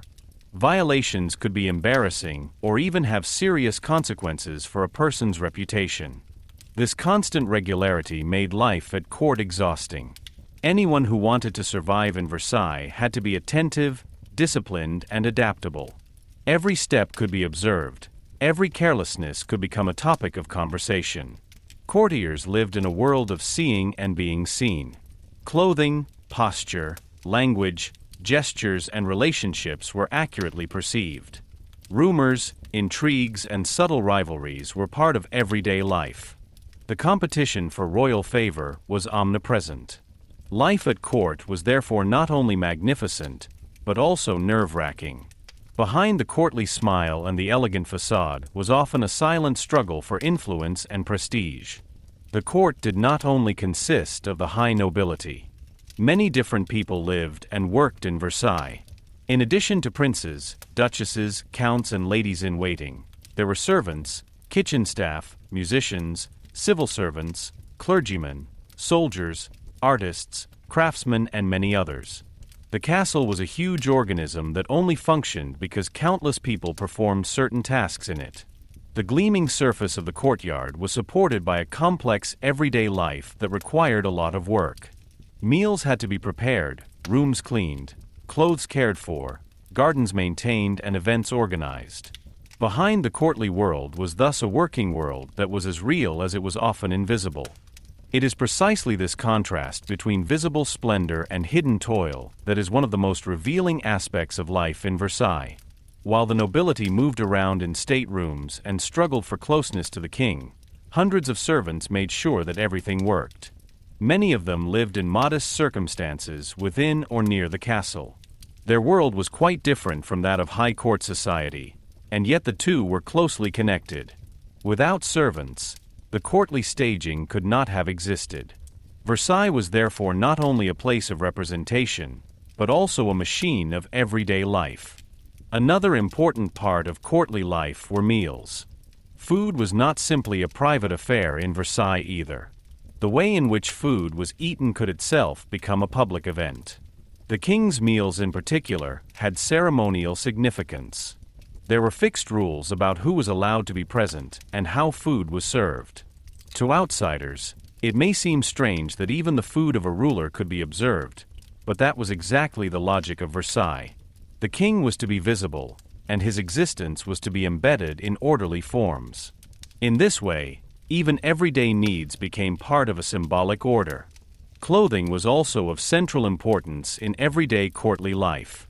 In Versailles, fashion was not just a matter of taste, but an expression of rank, belonging, and cultural sophistication. The French court set standards in Europe for clothing, hairstyles, and stylish appearance.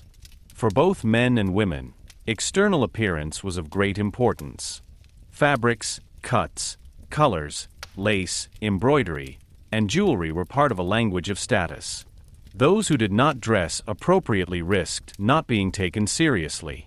At the same time, a particularly elegant appearance could generate attention and admiration. Here, too, it becomes clear how strongly life in Versailles was shaped by visibility. You didn't just live, you were constantly looked at. In addition to all the rules and duties, there was of course also distraction and pleasure.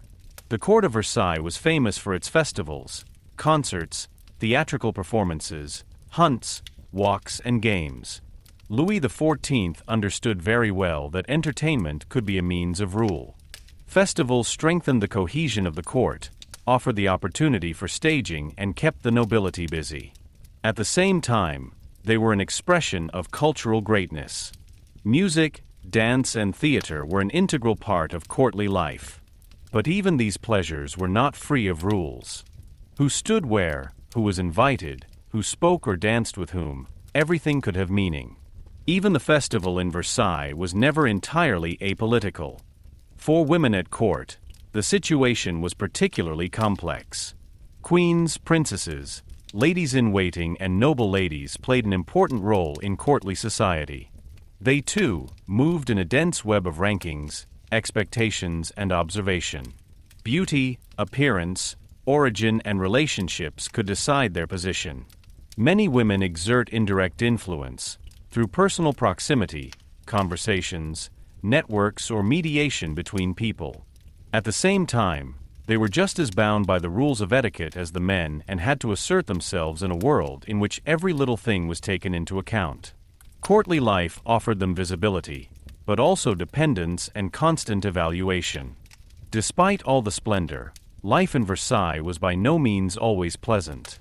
The castle was often crowded, sounds and movements were omnipresent, and privacy was scarce. Many people lived in a confined space, and not all accommodations were comfortable. While the staterooms were impressive, some living areas could be cramped or plain. In addition, there were odors, lack of hygiene by today's standards, and the constant presence of other people. Versailles was a place of great beauty, but not necessarily of modern comfort. Precisely for this reason, one must be careful not to look at courtly life only romantically. Behind the gilded facades, it was often exhausting, loud, and unpleasant. Nevertheless, Versailles attracted people.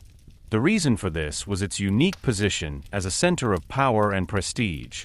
Those who were present there belonged to the center of the empire. Decisions were prepared in the vicinity of the king, careers were decided at court, marriages were initiated, alliances were formed, and rivalries were fought out. Everyday life in Versailles was therefore attractive despite all the constraints. Even those who suffered under the rules often did not want to stay away, because the absence could be even more dangerous than the effort of being there. The farm was a place where you had to be seen in order to retain importance. This was precisely the political sophistication of the system. Louis XIV tied the nobility to a place where they were honored, but also controlled. The elaborate etiquette and the daily rituals made life at court an occupation that demanded a lot of attention. While the courtiers struggled for rank and favor, the actual political decision-making power remained more in the hands of the king and his administration.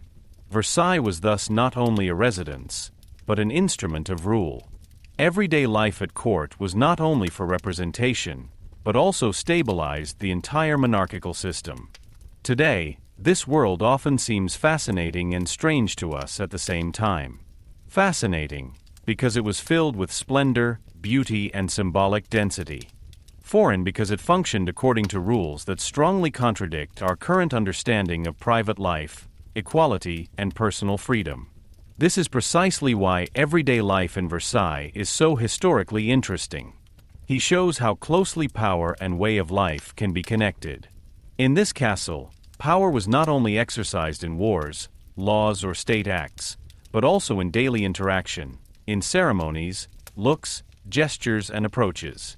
The court of Versailles was therefore much more than a magnificent society. It was a highly complex system in which every space, action, and relationship was part of a larger order. Life, rules, and etiquette were inextricably linked. Those who lived there had to be able to move in this system, read signs, adapt, and master their role. Everyday life was thus never just a habit, but always also participation in a great political and social staging. This is precisely what makes Versailles so impressive to this day. Behind its famous halls and gardens was not a fairy tale world without tensions, but a strictly organized life full of expectations, observations, and dependencies. The court was beautiful and burdensome, glamorous and controlling, festive and exhausting at the same time. It is precisely this mixture that makes its historical appeal. Because Versailles shows what a society can look like in which power not only rules, but is lived, seen, and staged every day. The next chapter deals with the political role Versailles actually played in this system. Now that everyday life at court has become visible, The question arises as to how the castle itself became a center of power and why it was much more than just a magnificent residence for the king. Chapter 9. The Role of Versailles in Politics and Rule. Versailles was never just a magnificent residence for the king. The castle was the political heart of an entire state and at the same time the most visible symbol of the absolute monarchy in France. Anyone who sees Versailles merely as a luxurious residence overlooks its actual purpose. Louis XIV had this place expanded not only out of love for beauty, architecture, or courtly splendor, but because he wanted to create a center in which power could be concentrated, represented, and controlled. Versailles was therefore a political instrument. It served to organize rule, to bind the nobility to the king, to make the superiority of the crown visible, and to align the entire state more closely with the person of the monarch. It is precisely this combination of splendor and political function that makes the castle historically special. In order to understand the role of Versailles in politics and rule, one must first be clear about the period in which Louis XIV ruled. France was a large and powerful empire in the 17th century, but it was by no means a given that the king had undisputed authority throughout the country. Traditionally, the nobility had their own claims to power, regional differences were pronounced, and the memory of political unrest was still alive. In particular, the Fronde, those revolts against the royal central power in the childhood of Louis XIV, had shown the young king how dangerous a too independent nobility and a politically uncertain environment could be. He drew a clear lesson from these experiences. The power of the king had to be strengthened, concentrated, and constantly made visible. Versailles was the spatial answer to this political challenge. When Louis XIV permanently moved the court and government to Versailles in 1682, it was a turning point. From that moment on, the castle was no longer just a preferred place of residence for the king, but the center of the French monarchy. Ministers, courtiers, envoys, officials, and petitioners now turned their gaze to Versailles. Decisions were prepared there, offices were awarded there, proximity to the ruler was established or denied there. The political life of France shifted to a space that was shaped by the king down to the smallest detail. This shift had enormous consequences. Because where the king resided, the elite of the empire had to gather. And where the elite gathered, they could be better monitored, directed, and integrated into a courtly system. So Versailles was not just a place where politics took place. The castle itself was part of politics. Its architecture, its spatial planning, and its ceremonial made it possible to experience rule. Even approaching the castle, walking through the courtyards, and entering certain rooms meant fitting into a hierarchy. Space became a political language in Versailles. Those who had access to the inner areas of the castle were closer to the center of power. Those who had to wait in antechambers or never got beyond certain thresholds experienced their inferior position in a very concrete way. In this way, architecture itself acted as a means of domination. It ordered people, made differences visible, and reinforced the idea that all roads ultimately led to the king. The role of the nobility was particularly important. Louis XIV knew that the high nobility could pose a potential threat to the crown on the one hand, but on the other hand they were also an indispensable part of the state. His solution was not to openly fight the nobility, but to draw them to the court and integrate them into a system of proximity, dependence, and competition. Versailles was ideal for this purpose. The nobility came there because their presence at court promised honor, influence, and opportunities. Those who were absent from the royal court risked losing importance. But it was precisely through this concentration of the nobles in Versailles that the king gained an effective means of control. The great lords of the empire were now occupied with etiquette, court trials, questions of rank, and the struggle for royal favor. Their energy flowed into life at court instead of into regional power politics or opposition alliances. This courtly integration was a masterpiece of political control. Louis XIV did not have to subjugate every nobleman by force. It was often enough to integrate him into a system in which his position depended entirely on his proximity to the king. A look, a word, an invitation, or the absence of such signs could have great significance at court. Versailles thus created a political culture in which the person of the monarch became the central point of reference for almost all ambitions. Even high nobles who had important titles and possessions had to seek attention in this environment. This did not mean that the nobility had become powerless, but their power was more strongly tied to the court and thus to the king. In addition to the nobility, the administration also played a central role in Versailles. The absolute monarchy functioned not only through splendor and symbolic exaggeration, but also through a growing bureaucracy. Ministers and high officials worked in the king's entourage, where they received audiences and had to fit into the courtly routines.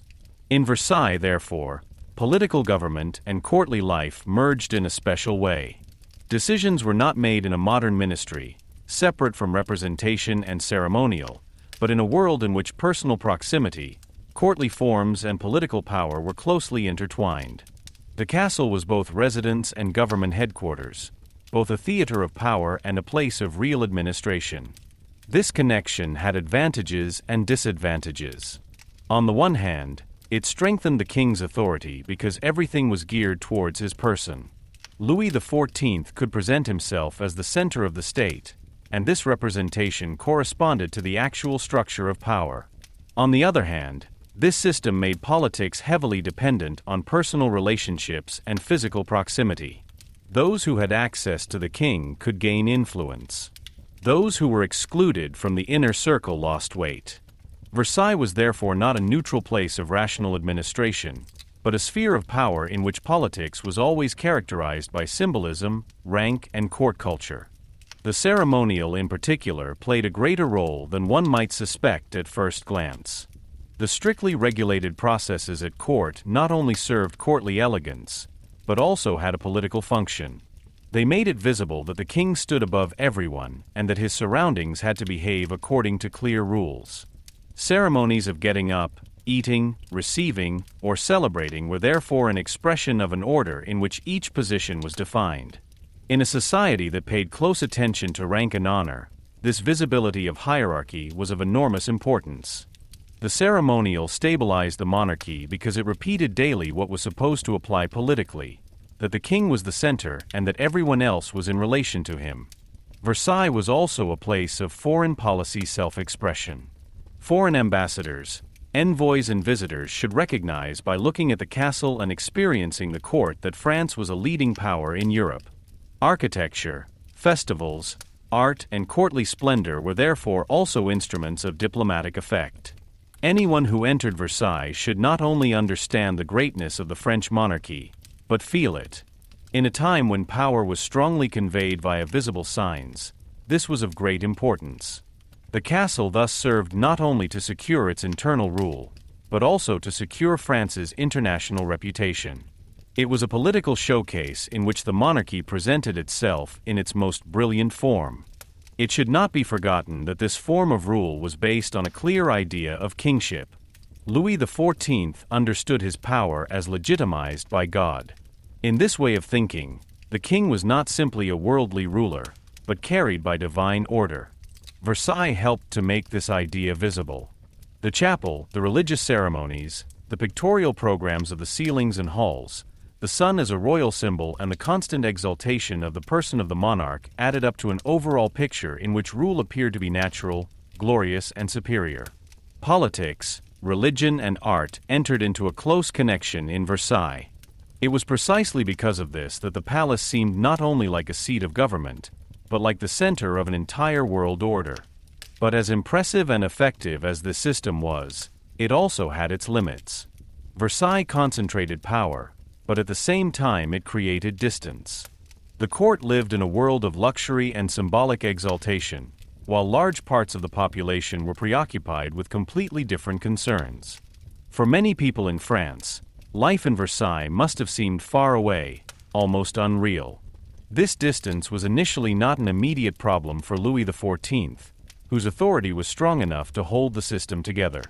But in the long term, it contributed to the monarchy being increasingly perceived as aloof and distant from the everyday life of the country. Precisely because Versailles functioned so successfully as a symbol of royal greatness, it was later able to become a symbol of inequality and waste. In addition, the concentration of power on the person of the king made the system vulnerable in a certain way. As long as a ruler like Louis XIV ruled with discipline, energy, and political instinct, Versailles was able to function impressively as the center of the monarchy. But the model depended heavily on the authority of the respective king. When this became weaker, tensions became more apparent. Already under the successors of Louis XIV, the relationship between crown, court, and society changed, even though Versailles remained the seat of power.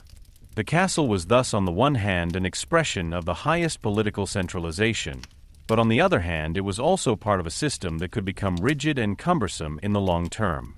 Nevertheless, the political achievement of Versailles remains remarkable. Hardly any other ruler of early modern Europe has managed to put space, ceremonial, and architecture at the service of rule so consistently. Louis XIV turned the castle into a place where power was not only exercised, but permanently represented and experienced. This representation was not merely decorative. It influenced real political behavior. The nobility adapted, the administration worked in the shadow of the courtly order, diplomacy was supported by the staging of the court. Versailles was thus an instrument of rule in the comprehensive sense. This becomes particularly clear when one considers the contrast between Paris and Versailles. Paris was the capital of the empire, populous, economically important, and never quite politically predictable. Versailles, on the other hand, was an artificially shaped room whose rules were determined by the king. By moving his center of power there, Louis XIV withdrew part of the political dynamics of the capital and instead created an environment in which his authority was spatially and symbolically secured. That was a smart move. It allowed the king to create distance from potential areas of unrest and at the same time establish a new order in which everything was tailored to him. Versailles was therefore neither merely the seat of government nor merely a stage, but both at the same time. It is precisely this dual role that made the castle so effective. It combined administration and ritual, politics and representation, everyday life and symbolism in a single spatial structure. Those who lived or worked there could hardly escape this connection. Even an administrative act took place in the environment of courtly hierarchy. Even a festival had political significance. Even an architectural space was part of a logic of domination. In Versailles, the separation between political action and representative representation was almost abolished. If one wants to summarize the role of Versailles in politics and rule, then one thing above all becomes apparent. The palace was a masterpiece of power organization. It bound the nobility, exalted the king, strengthened the centralization of the state, and made the monarchy visible both internally and externally. At the same time, it was an expression of a system based on hierarchy, distance, and constant staging. This is precisely why Versailles is so fascinating to this day. It shows how power can exist not only through laws, violence, or institutions, but also through spaces, rituals, images, and social order. In Versailles, lordship was built, decorated, celebrated, and lived. The castle was the political center of an empire, but also a symbol of how much absolute monarchy depended on visibility. Louis XIV understood that people could not only be governed, but also impressed, ordered, and bound. Versailles was the most perfect form of this idea. It made power visible, tangible, and almost self-evident. This was precisely his strength, and at the same time the germ of his later questionability. In the next chapter, the focus is on an area that at first glance may seem less political, but in reality was just as closely linked to Versailles' claim to power: the gardens. For the gardens also showed how much order, beauty, and control merged in Versailles. Chapter 10: The Gardens of Versailles and Their Significance. The Gardens of Versailles are among the most famous in the world. For many visitors, they are as fascinating as the castle itself, sometimes even more impressive. While the magnificent interiors and monumental facades make the splendor of the monarchy visible, the gardens extend this claim into the open air and transfer it to the landscape. In Versailles, the staging of power does not end at the walls of the palace. It continues in avenues, water basins, bosquets, fountains, and visual axes. The gardens are therefore not just a beautiful addition to the architecture, but an essential part of the overall concept. They show how the will to order, to control, and to stage also took hold of nature. If you really want to understand Versailles, you have to understand its gardens.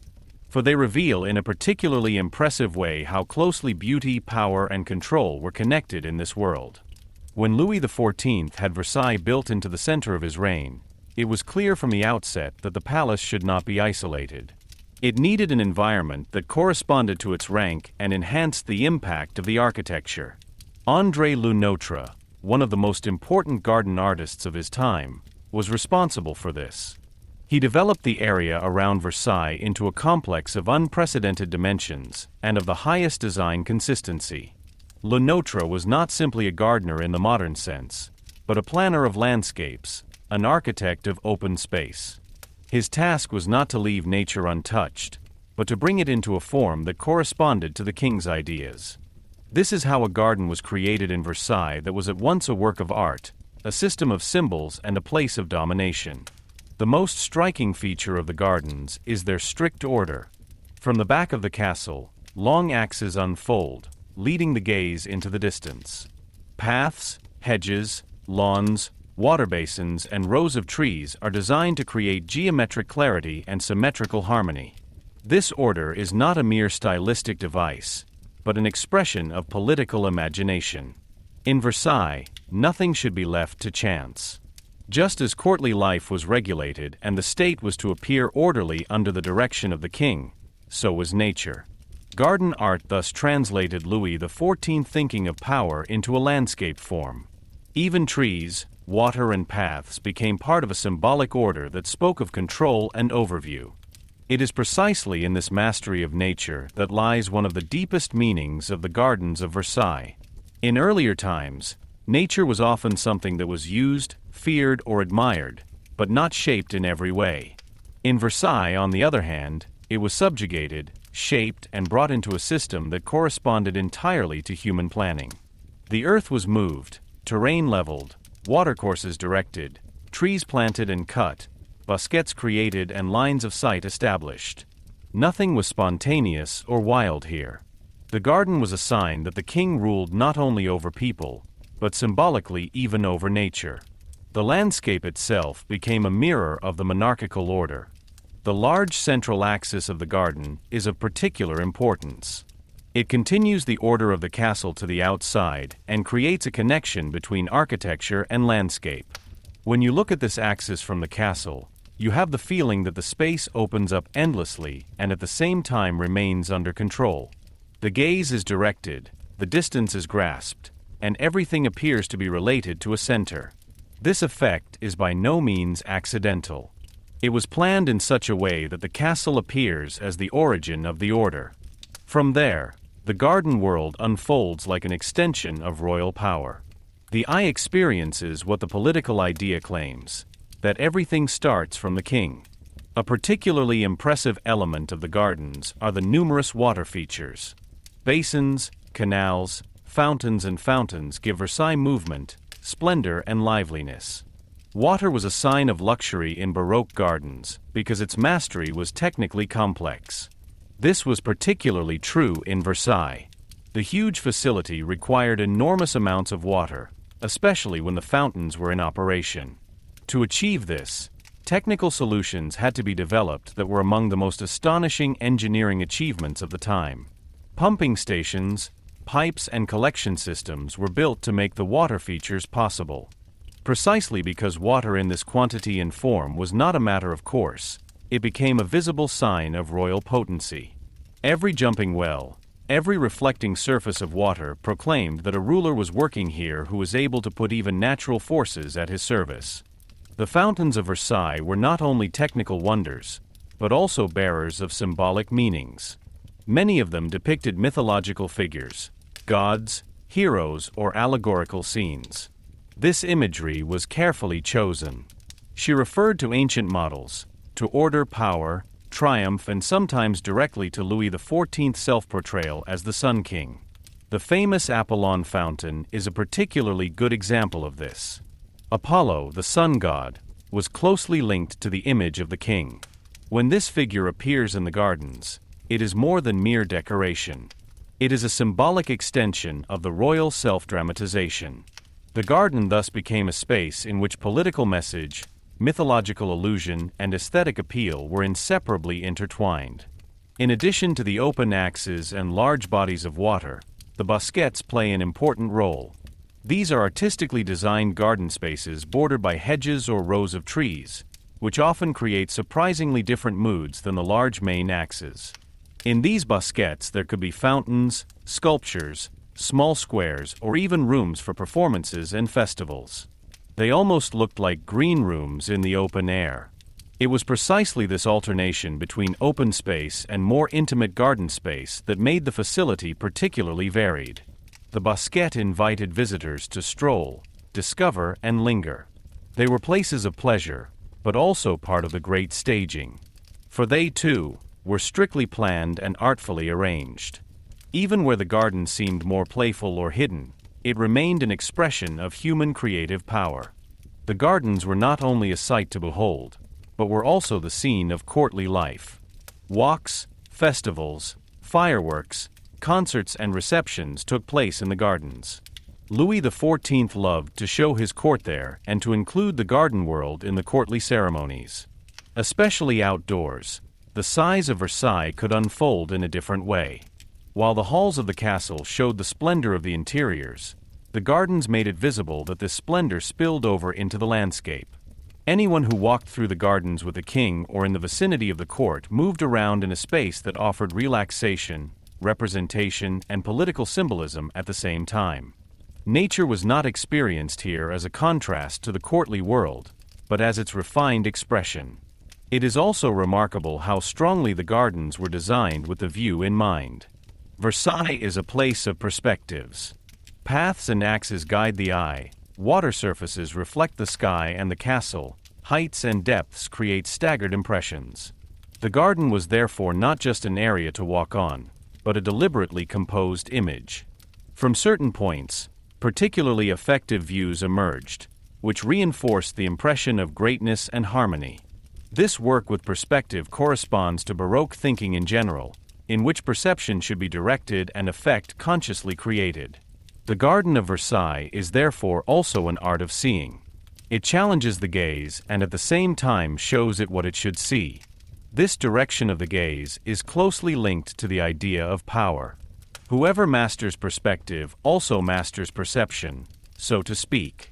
Versailles was built not only to create spaces, but also to attract attention. The gardens make this particularly clear.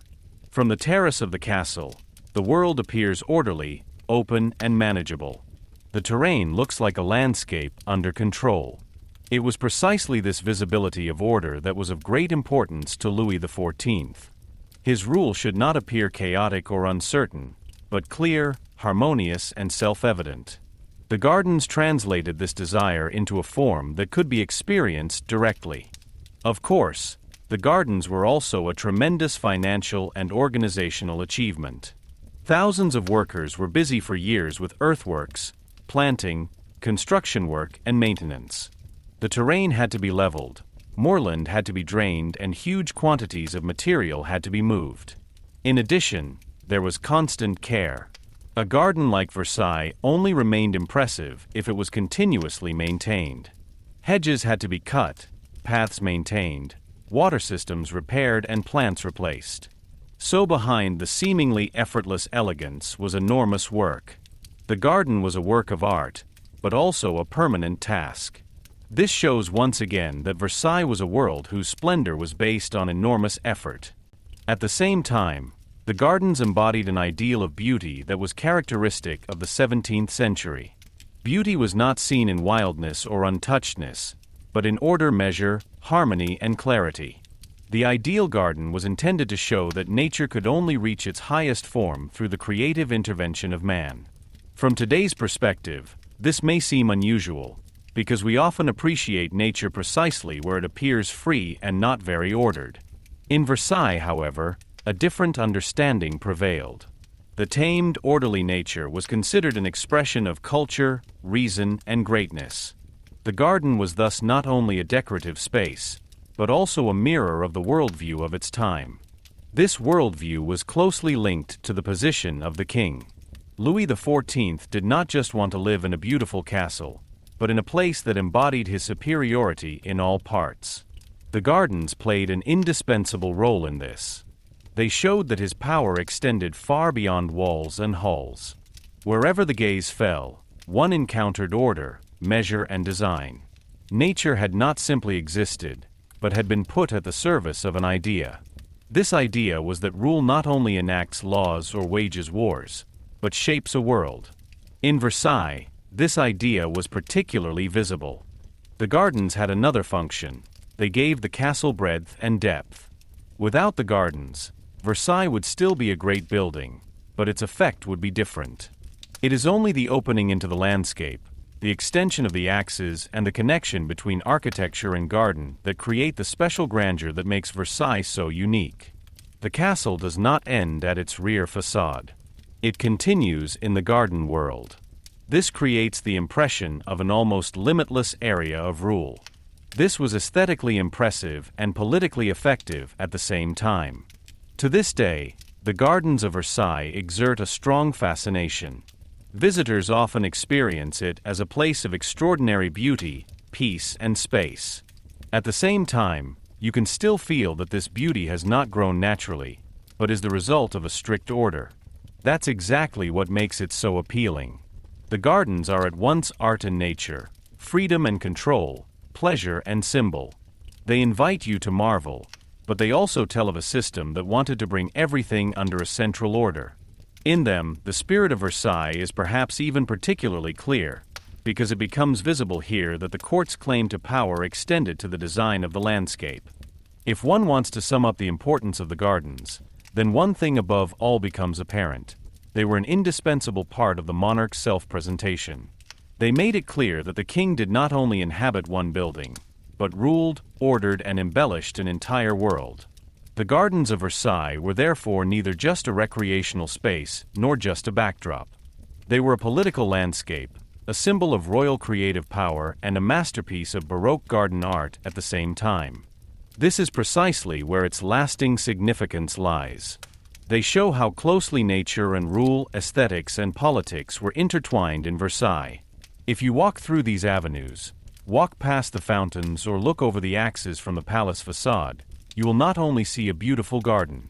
He sees a landscape that has become the language of power. And that is precisely why the Gardens of Versailles, as well as the palace itself, are among the most impressive testimonies to an era in which rule not only ruled, but also shaped, ordered, and staged. The next chapter deals with another area that decisively shaped life in Versailles and carried the fame of the court far beyond France: art, music, and culture.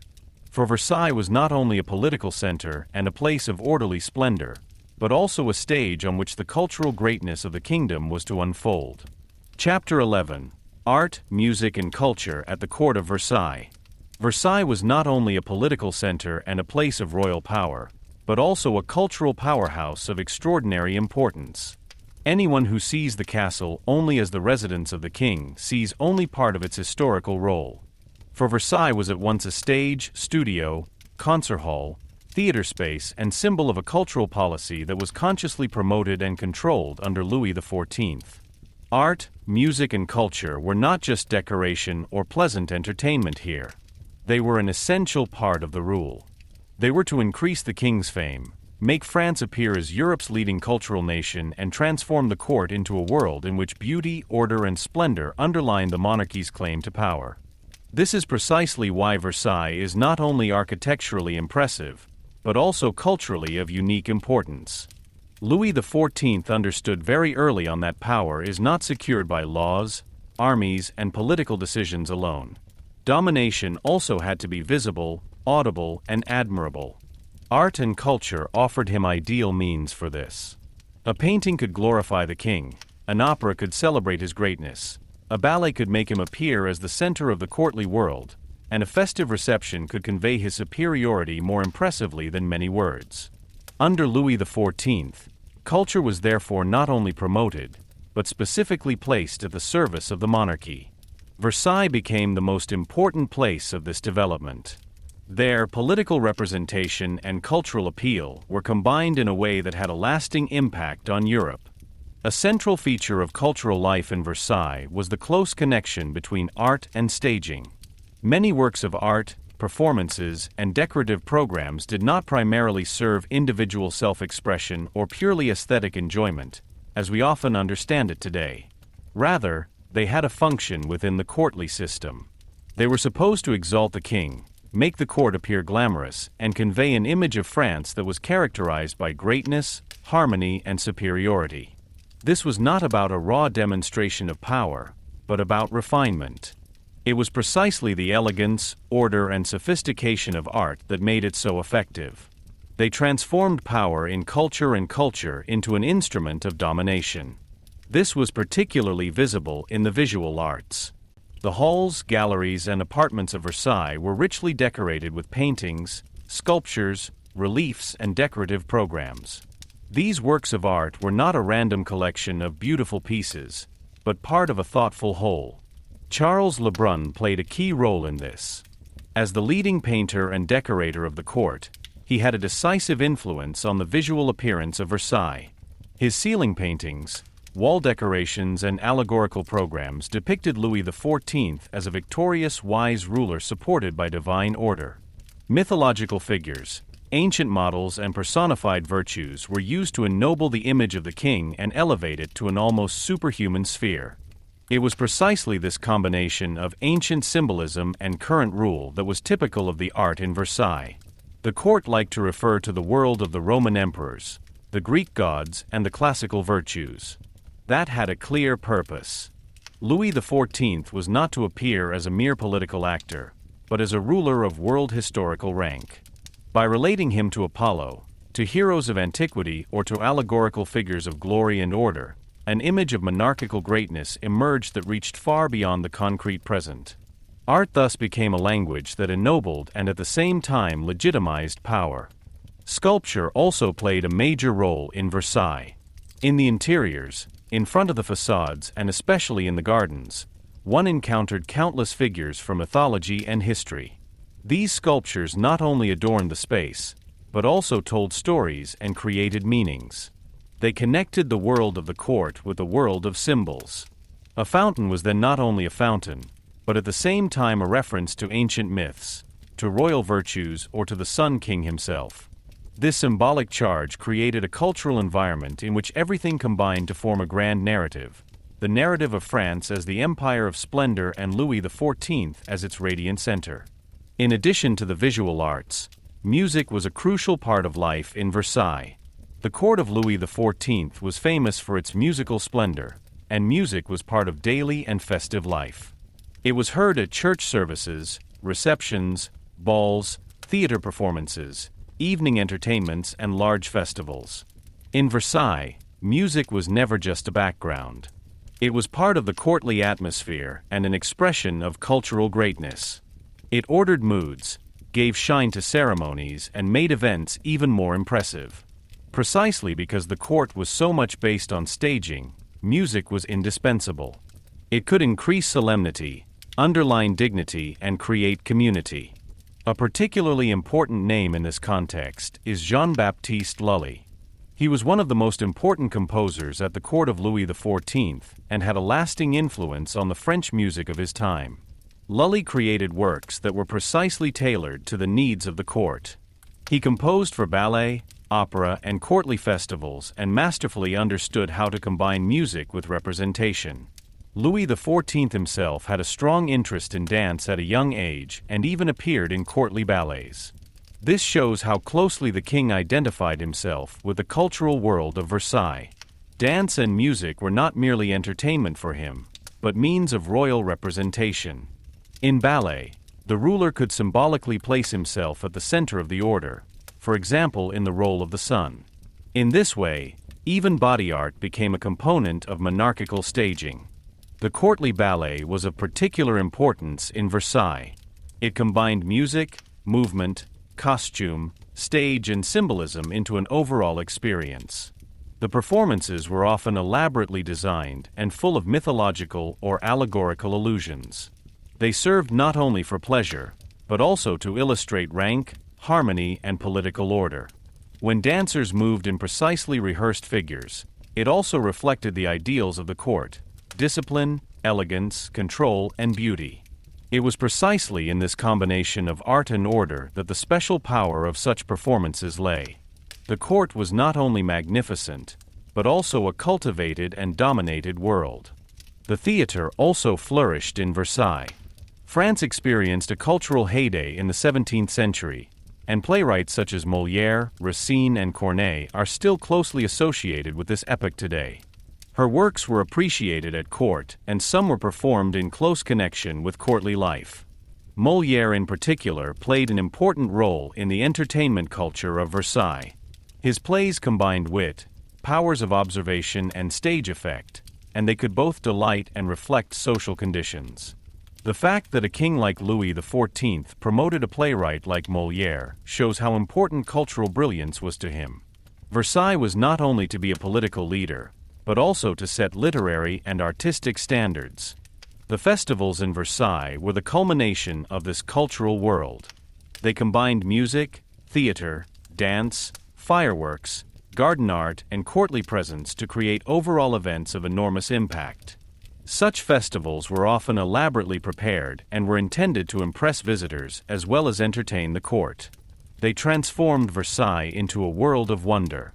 When gardens were illuminated, music sounded, fountains played, and actors or dancers performed, an impression of abundance and perfection was created that had to have a deep effect. At the same time, these festivals were political events. They showed that the king had the means to produce beauty on a large scale. Culture here became an expression of wealth, order, and royal generosity. It is important to note that Versailles was not only a place of performance, but also of cultural control. Louis XIV promoted academies, supported artists, and ensured that certain styles and forms were preferred. As a result, the farm became a center from which cultural norms emanated. What was considered elegant, modern, or exemplary in Versailles had an impact far beyond France. Other European courts were oriented towards French fashion, French music, French dance, and French court culture.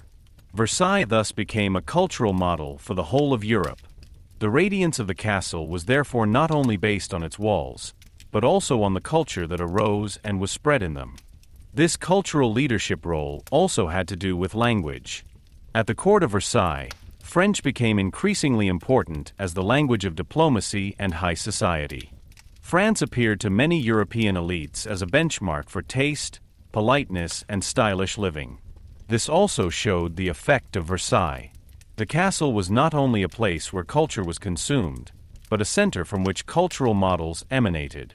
Those who wanted to appear modern, elegant, and educated looked to France, and thus to a certain extent to Versailles. Nevertheless, the culture of the court was not free of tensions. On the one hand, it produced masterpieces, promoted artists, and had a lasting impact on Europe. On the other hand, it was closely tied to the monarchy and served a hierarchical system. Art and music were able to develop at the highest level in Versailles, but at the same time they were often linked to representational purposes. Freedom in the modern sense was not their primary goal.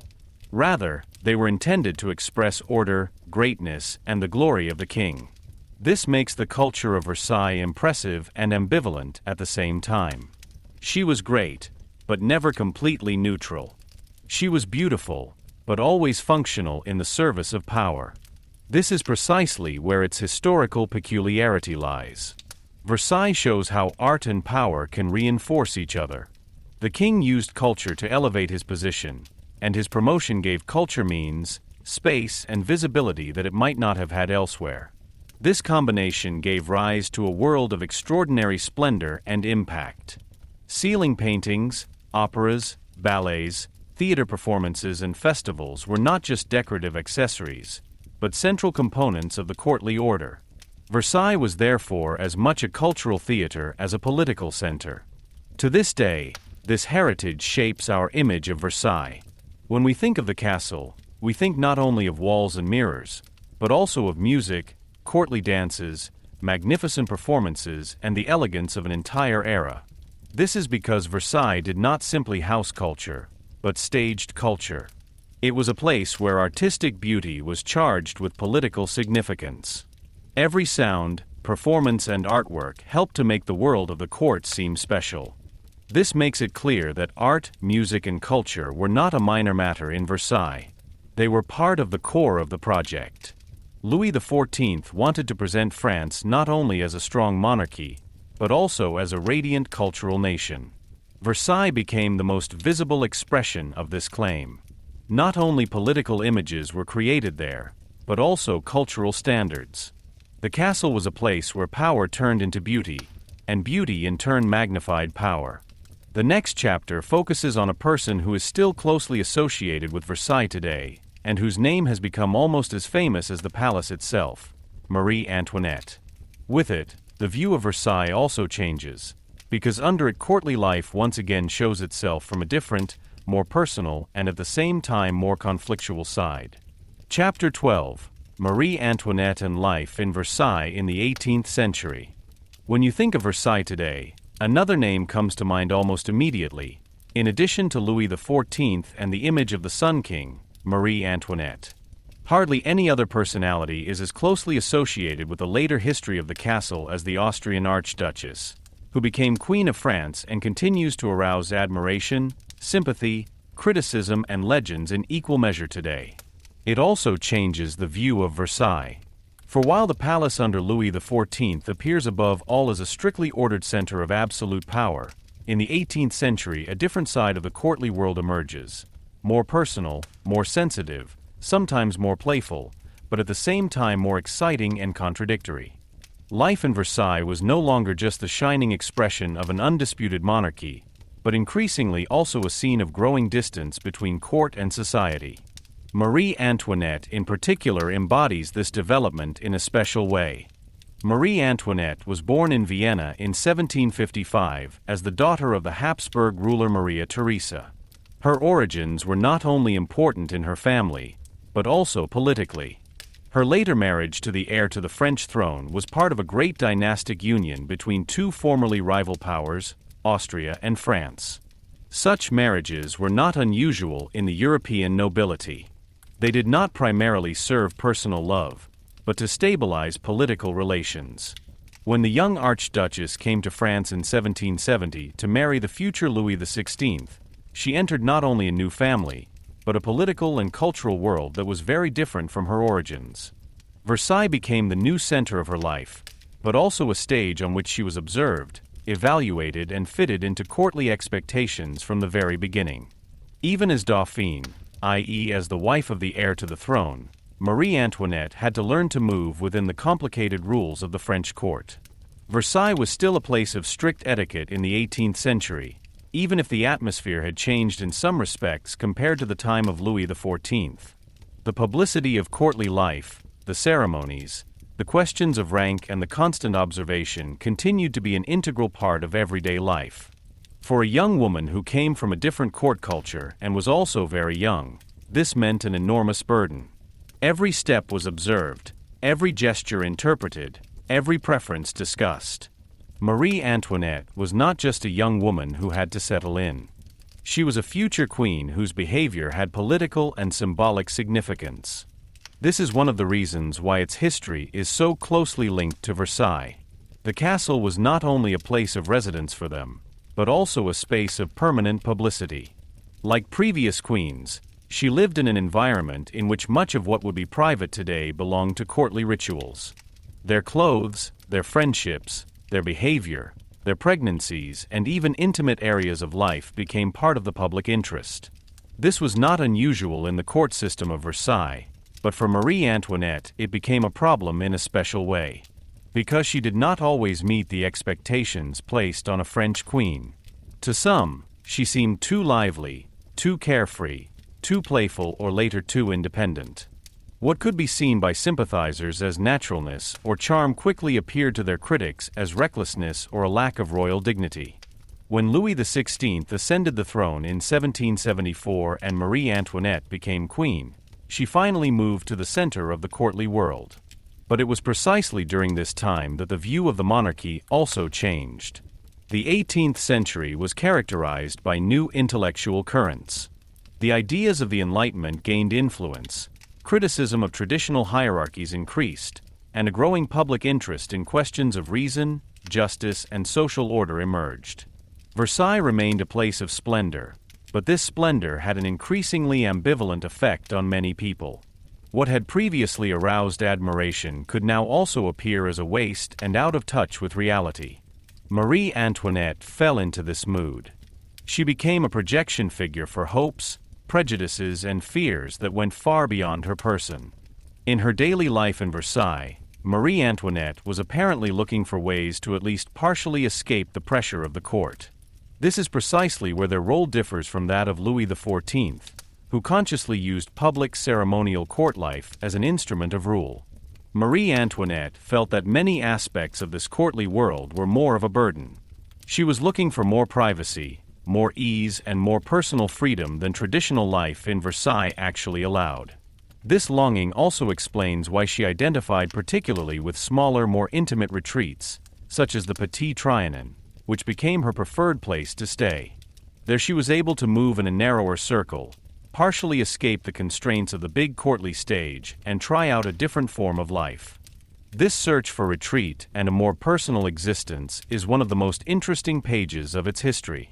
It shows that Versailles in the late 18th century no longer functioned quite as cohesively as it did in the heyday of the Sun King. The need to escape the court was itself a sign that the system could be perceived as a burden. Marie Antoinette did not want to completely renounce rank and glamour, but she was looking for a different balance. In her retreats, she cultivated a lifestyle that was supposed to appear more natural, relaxed, and personal. This was often misunderstood or deliberately distorted later. Critics accused her of moving away from the duties of a queen or living in artificial rural games while the country suffered from serious problems. Thus, even their desire for privacy became politically charged. At the court itself, life continued to be characterized by formality, representation, and social competition. Marie Antoinette took part in ceremonies, received visitors, dressed according to the standards of courtly elegance, and moved in an environment in which fashion, appearance, and prestige were of great importance. Fashion in particular played an important role in her public image. It was considered style-defining and influenced the taste of its time. Hairstyles, dresses, and accessories associated with her attracted a lot of attention. On the one hand, this shows the cultural impact the Queen was able to have. On the other hand, it was precisely this attention that contributed to the fact that it was increasingly identified with luxury and waste. In a time of growing tensions, her elegance could easily be read as a symbol of courtly aloofness. At the same time, Marie Antoinette in Versailles was by no means just a figure of superficiality, as she often appeared later in polemical representations. Like many royal women of her time, she moved in a difficult field of representation, family duties, dynastic expectations, and political observation. Their most important dynastic task was to provide for offspring. The birth of an heir to the throne was of central importance for the stability of the monarchy. Such events were not private in Versailles, but of the greatest public interest. This makes it clear how little personal life a queen really belonged to herself. In this respect, Marie Antoinette also became part of a system in which even motherhood was also a political event. Life in Versailles in the 18th century was still strongly ceremonial, but it had taken on a different tone. Under Louis XVI, the court was less characterized by the sovereign charisma of an all-ruling monarch than under Louis XIV. As a result, personal peculiarities, insecurities, and tensions became more prominent. Marie Antoinette became particularly visible in this environment. For some, she embodied elegance and youthful freshness, for others, frivolity and strangeness. Her Austrian origin made her even more vulnerable. At a time of growing political and economic problems, it was easy to direct distrust against them.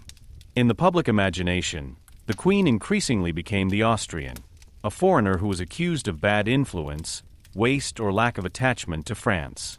This development was intensified by an increasingly aggressive public. Pamphlets, rumors, and malicious writings spread an often completely distorted image of the Queen. This was not only an expression of personal rejection, but part of a general crisis of the monarchy's reputation. Versailles, which had long been considered a symbol of royal greatness, was now increasingly perceived as a symbol of decadence and distance from the world.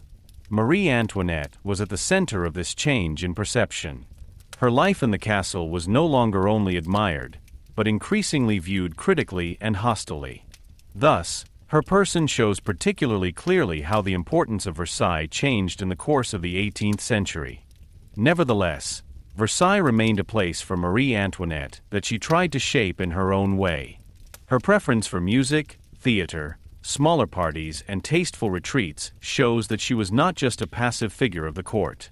She brought in her own cultural preferences and tried to set personal accents within the courtly world. This also reflects the zeitgeist of the 18th century. The need for sensitivity, for more personal expression, and for more individual taste had become stronger in this epoch. Marie Antoinette was therefore not simply a lavish queen, but also an expression of a cultural change in which the rigid ceremonial of earlier times was increasingly perceived as restrictive. It is precisely this change that makes her character so historically exciting. Marie Antoinette lived in Versailles on the border of two worlds.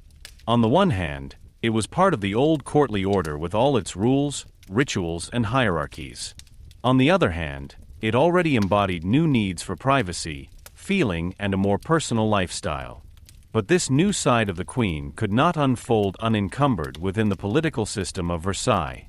What began as a human desire for retreat or naturalness seemed to critics like a sign of alienation from the courtly office and from the concerns of the country.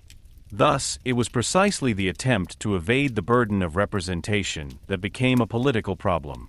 As the crisis of the French monarchy came to a head in the 1780s, more and more discontent fell back on the queen. Financial problems of the state, social tensions, and the dwindling trust in the monarchy were associated in the public perception with the image of a luxurious court. Versailles was the visible place of this world, and Marie Antoinette became its human face. Much of what she was accused of was exaggerated, distorted, or simply wrong. But in times of crisis, it is often not only facts that decide, but images and moods. The queen became a symbol of an order that lost its legitimacy for many people. This is precisely why her story in Versailles seems so tragic to this day. As a young princess, she came to a glamorous court, had to find her way in a foreign world, looked for personal space, and in the end became the symbolic figure of a system that collapsed. The development of the castle itself is reflected in their lives. Versailles was still magnificent, but its splendor was no longer undisputed. Behind the facades, which had once embodied the strength of the monarchy, uncertainty, criticism, and distance grew. Marie Antoinette lived in this world, helped shape it, and was finally devoured by it. So her life in Versailles tells much more than just the story of a famous queen. It shows how courtly life had changed in the 18th century, how splendor could become a burden, and how a place that was once intended as a perfect symbol of royal order increasingly became a sign of political alienation. Marie Antoinette therefore stands not only for elegance and tragedy, but also for the last great period of the courtly world of Versailles before its downfall. In the next chapter, it becomes clear how dramatic this downfall ultimately was. After the splendor of court life and the growing crisis, the focus is now on the French Revolution and the end of the era of which Versailles had been the most visible symbol for more than a century. Chapter 13: The French Revolution and the End of the Court. As radiant, orderly, and powerful as Versailles had seemed for many decades, it became clear at the end of the 18th century that even the most magnificent symbols of power are not unshakable. The castle, which had become the center of the absolute monarchy under Louis XIV, became a place where the collapse of an entire political and social order visibly took place during the French Revolution. Versailles was not only the end of the royal court's heyday. There it also became clear how much France had changed and how little the old monarchy was still able to control these changes. The revolution turned the symbol of royal power into a symbol of its decline. This is precisely why the end of the court period in Versailles is one of the most impressive and dramatic chapters in French history. To understand why Versailles was caught up in the maelstrom of the revolution, one must consider the situation in France in the years before 1789. The country suffered from deep economic and social tensions. State finances were in a severe crisis, high debts weighed on the monarchy, and many people suffered from rising prices, crop failures, and insecure living conditions. At the same time, the social differences were enormous. The nobility and clergy enjoyed numerous privileges, while large parts of the population had to bear heavy burdens. In this situation, the luxury of the court in Versailles seemed to many people less and less like a sign of legitimate greatness than an expression of injustice and distance. The castle now embodied not only splendor, but also the separation between rulers and ruled. In addition, the monarchy had lost its reputation in the 18th century. Under Louis XIV, Versailles had possessed an almost undisputed aura of power. But under Louis XVI, this aura had weakened. The king was not a ruler of the stature of the Sun King, and although he was by no means without goodwill, he did not succeed in permanently strengthening confidence or effectively solving the country's problems. Marie Antoinette, on the other hand, had become the target of rumors, slander, and growing public hostility. In this tense situation, Versailles was increasingly perceived as the visible embodiment of a system that in the eyes of many had become in need of reform or even untenable. A decisive turning point was the convocation of the Estates General in 1789. In view of the financial crisis, Louis XVI was forced to convene representatives of the three estates of the empire: the clergy, the nobility, and the Third Estate, i.e. the group that represented the vast majority of the population. This assembly met at Versailles. That alone is historically significant. The castle, which had been the center of royal authority for decades, now became the scene of a development that fundamentally questioned this authority. In the rooms and around Versailles, the political dynamic began to unfold that was soon to lead to the revolution. The Estates General were originally intended to help the monarchy solve its financial problems. But it quickly became clear that there was much more at stake. The Third Estate demanded not only financial reforms, but also political participation and a fundamental reorganization of the state. When it came to a dispute over voting procedures and representation, the Third Estate declared itself the National Assembly. This was a revolutionary step. Political legitimacy no longer lay with the king alone, but was to be derived from the nation. The fact that this development began in Versailles of all places gives the place a special historical symbolism. The castle, which stood for absolute monarchy like no other room, became the birthplace of a movement that wanted to overcome this form of rule. The Ballhouse Oath in June 1789 became particularly famous in this context. After the representatives of the Third Estate had been excluded from their assembly hall, they took refuge in a ballroom in Versailles, where they swore not to disperse until France had received a constitution. This moment marked a deep break with the old order. The political initiative visibly shifted away from the king and towards an assembly that saw itself as the voice of the nation.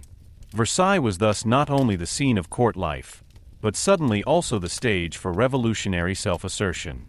Although Louis XVI initially tried to maintain control, the situation increasingly slipped out of his hands. The events in Paris, especially the storming of the Bastille in July 1789, gave the revolution additional momentum. Tensions between the people, the National Assembly, and the Crown increased. Although Versailles remained formally the royal seat, the political situation was already deeply shaken. The distance between the farm and the population, which had grown over the years, now became openly visible. The castle, once a symbol of an orderly world, increasingly seemed like an island of the past in the middle of a country that was changing rapidly. The actual break came in October 1789. The supply situation in Paris was poor, bread was scarce and expensive, and the discontent of the population erupted in dramatic form. On October 5th, market women, workers, and other demonstrators marched from Paris to Versailles. This Women's March to Versailles is one of the most famous events of the early revolution. It was not only an expression of social hardship, but also a powerful political signal. People no longer wanted to accept that the farm lived far from their worries. They demanded bread, but also the return of the king to Paris. The distance between the monarchy and the capital was to be abolished. When the crowd reached Versailles, the situation escalated dramatically. During the night and morning of October 6th, parts of the angry crowd entered the castle. Violence ensued, some bodyguards were killed, and the situation of the royal family became extremely threatening. Marie Antoinette was particularly in danger. The courtyard, which had been a space of strict control and secure hierarchy for decades, was now overrun by revolutionary force. The symbolic reversal could hardly be clearer. The center of the monarchical order had become a place where the monarchy had to experience its powerlessness. In the end, Louis XVI had little choice. He and his family were forced to leave Versailles and move to Paris. This moment effectively meant the end of the court time in Versailles. With the departure of the king, the castle lost its central political function. What had emerged under Louis XIV as the consciously created heart of the monarchy ceased to be the center of rule. The farm did not return in its old form. Versailles remained as a building, but its real time as a lively center of power, ceremonial, and courtly life was over. This moment in particular has enormous historical significance. The king's return to Paris was much more than a change of location. It meant that the monarchy was no longer free to dispose of its own political space. Louis XVI was now under the influence of the revolution, under the eyes of the Parisian public and the political forces that were increasingly restricting his power. Versailles, on the other hand, became a place of emptiness, a palace without a courtyard. The rooms, which had once been full of ceremonies, music, conversations, intrigues, and courtly movements, lost their original function. This marked the end not only of a political era, but also of a social and cultural world. In the years that followed, the revolution continued to develop and became increasingly radicalized. The monarchy was first forced into a constitutional form and finally abolished completely in 1792. Louis XVI and Marie Antoinette were later executed. With her death, the old royal order was not only politically defeated, but also destroyed in terms of personnel. Versailles remained as a monumental testimony to this world, but the world itself had disappeared. The castle, which was once intended to glorify the king, has now become a place of remembrance of a bygone system. During the revolution itself, the way of dealing with Versailles also changed. Part of the furnishings were sold, art objects were removed or scattered, and the castle suffered losses, as happened with many symbols of the old order. However, Versailles was not completely destroyed. This is remarkable considering how strongly it was identified with the monarchy. Apparently, despite all the hostility against the old regime, the cultural and material value of the building was also recognized. Nevertheless, the break was deep. Versailles was no longer a place of current power, but an object of political reinterpretation.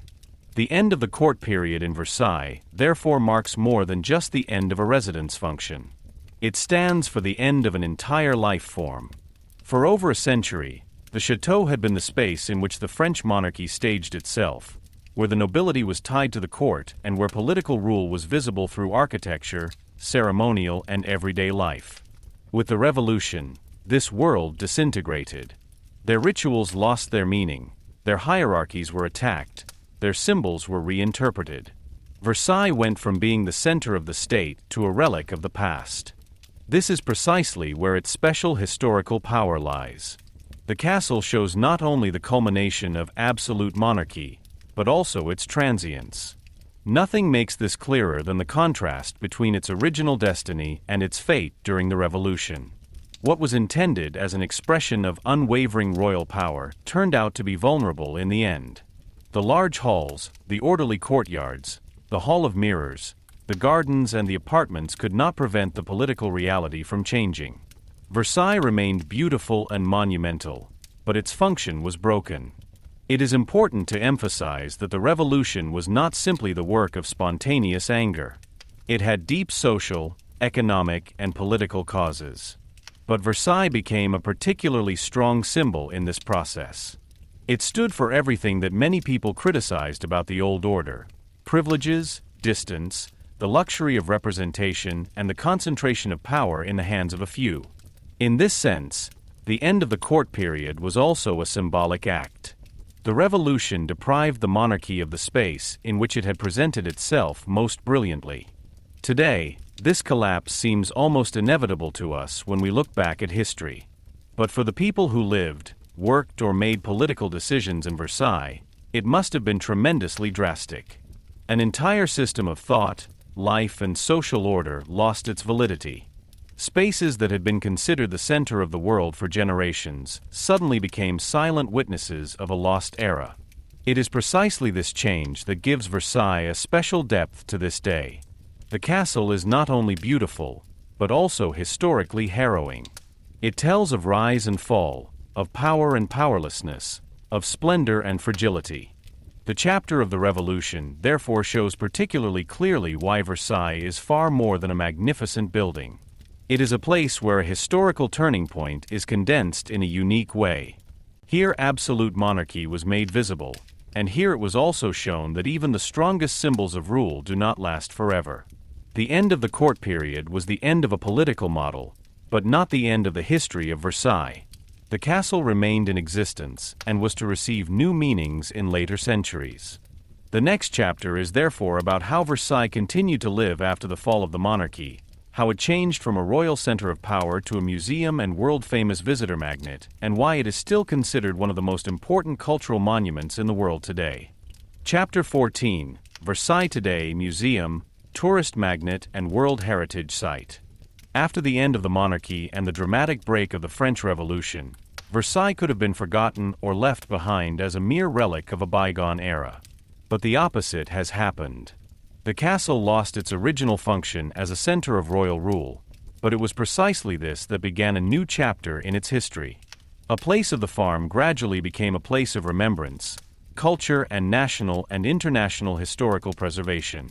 Today, Versailles is one of the most famous palaces in the world, a museum of exceptional importance, a magnet for visitors with millions of visitors a year, and at the same time a symbol of the diversity of French history. The castle no longer stands for the living power of a king, but for the cultural heritage of a nation and for the enduring fascination of historical places where architecture, politics, art, and memory intertwine. The fact that Versailles was able to take on this new role was by no means a matter of course. After the Revolution, the castle was initially a place without a clear function. The court had disappeared, many furnishings had been sold or removed, and the political world for which Versailles had been created no longer existed. In this situation, the question arose as to what should happen to a building that was so closely linked to the old monarchy. Its size, its artistic significance, and its historical symbolism made it impossible to treat Versailles simply like an ordinary palace that has become empty.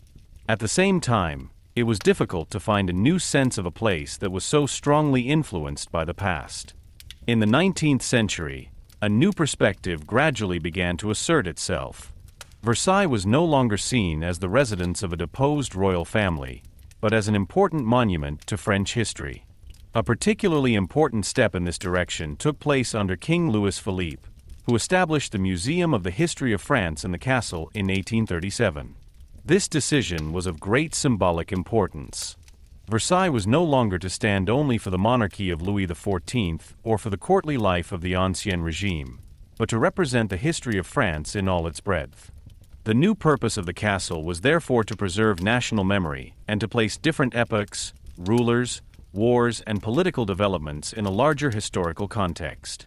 In this way, Versailles went from being a place of dynastic power to a place of national historical culture. This reinterpretation was remarkable because it meant a change of perspective.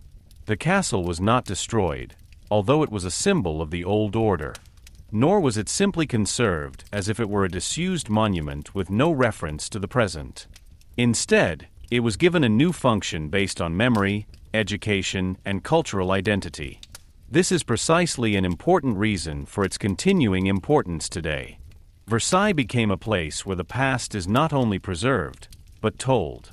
Today, visitors do not simply enter a historic building, but a room in which various chapters of French history are made visible and tangible.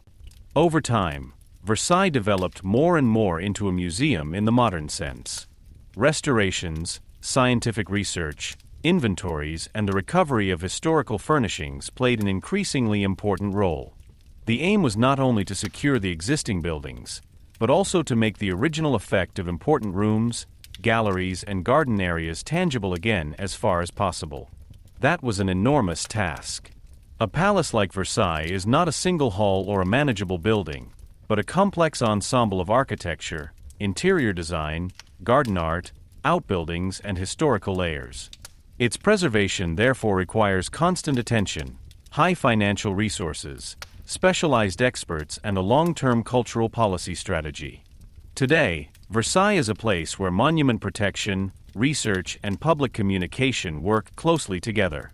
Restorers take care of paintings, furniture, textiles, mirrors, sculptures, and architectural details. Art historians, architects, and conservators research the different phases of the castle and contribute to the fact that its history can be presented in a differentiated way. At the same time, Versailles is open to visitors from all over the world and mediated in exhibitions, tours, publications, and events. The castle is therefore not only a static monument, but a living cultural place in which the past is constantly explained anew and made accessible. An important part of its importance today lies in its role as a museum. Anyone who visits Versailles will not only encounter magnificent rooms, but also a carefully designed historical narrative. The state apartments, the Hall of Mirrors, the chapel, the royal apartments, and other areas are not just beautiful backdrops. They provide an understanding of how courtly life functioned, how power was portrayed, and how closely art and politics were connected in the castle. At the same time, the history of the 18th century, the Revolution, the 19th century, and the later use of the building can also be traced in Versailles. This makes the castle a museum that not only shows objects, but also makes a historical room itself the most important exhibit.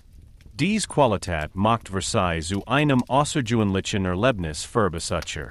Anders als in vielen Museen, in den Kunstwerk oder Gegenstand aus ihrem ursprünglichen Zusammenhang herausgelost präsentiert werden, kann man in Versailles viel Dingen einem Ort erleben, der selbst historisch gewachsen ist. Raum, Decoration, Blickachsen und die Gartenbilden zusammen ein Umschwung, in der Geschichte körperlich erfahrbar wird. Man bewegt sich durch dieselben Saal, die einst König, Königinnen, Hoflinge, Botschafter und später auch politische Akteure der Neuzeit betreten. Gerade dies räumliche Unmittelbarkeit trägt viel zur Faszination des Schlosses bei. So it's no wonder that Versailles is one of the most famous travel destinations in France today. Year after year, millions of visitors come to see the castle and its gardens. People from all over the world associate Versailles with terms such as luxury, history, royalty, revolution, and European culture. The castle has long since ceased to be just a French place of remembrance, but has become a global symbol. Anyone interested in European history, Baroque architecture, monarchy, garden art, or the French Revolution will almost inevitably come across Versailles. Its fame extends far beyond the borders of France, and it is precisely this international appeal that makes it one of the most important cultural heritage sites in the world. However, with this popularity comes challenges. A place that is visited by so many people every year must be protected and at the same time kept accessible. This is particularly challenging for a historic ensemble like Versailles. Large numbers of visitors can put a strain on floors, decorations, furniture, and rooms. At the same time, visitors expect the most impressive and comprehensive experience possible. This means that dealing with Versailles today must always find a balance between preservation and opening, between protection of the original and public accessibility. Modern visitor management, security measures, restoration plans, and digital education services are therefore just as much a part of today's Versailles as historic rooms and gardens. Gardens also play a major role in this modern perception. Many visitors experience it not only as a supplement to the castle, but as a main attraction in its own right. Its size, its geometric clarity, its fountains, and its visual axes fascinate to this day. In a way, the gardens illustrate particularly well how strongly Versailles still has an effect today as a total work of art. The experience does not end at the castle wall. It continues in the landscape and allows visitors to understand how comprehensive the court's claim to power was once conceived. At the same time, the The gardens are now also places of walking, recreation, and cultural enjoyment.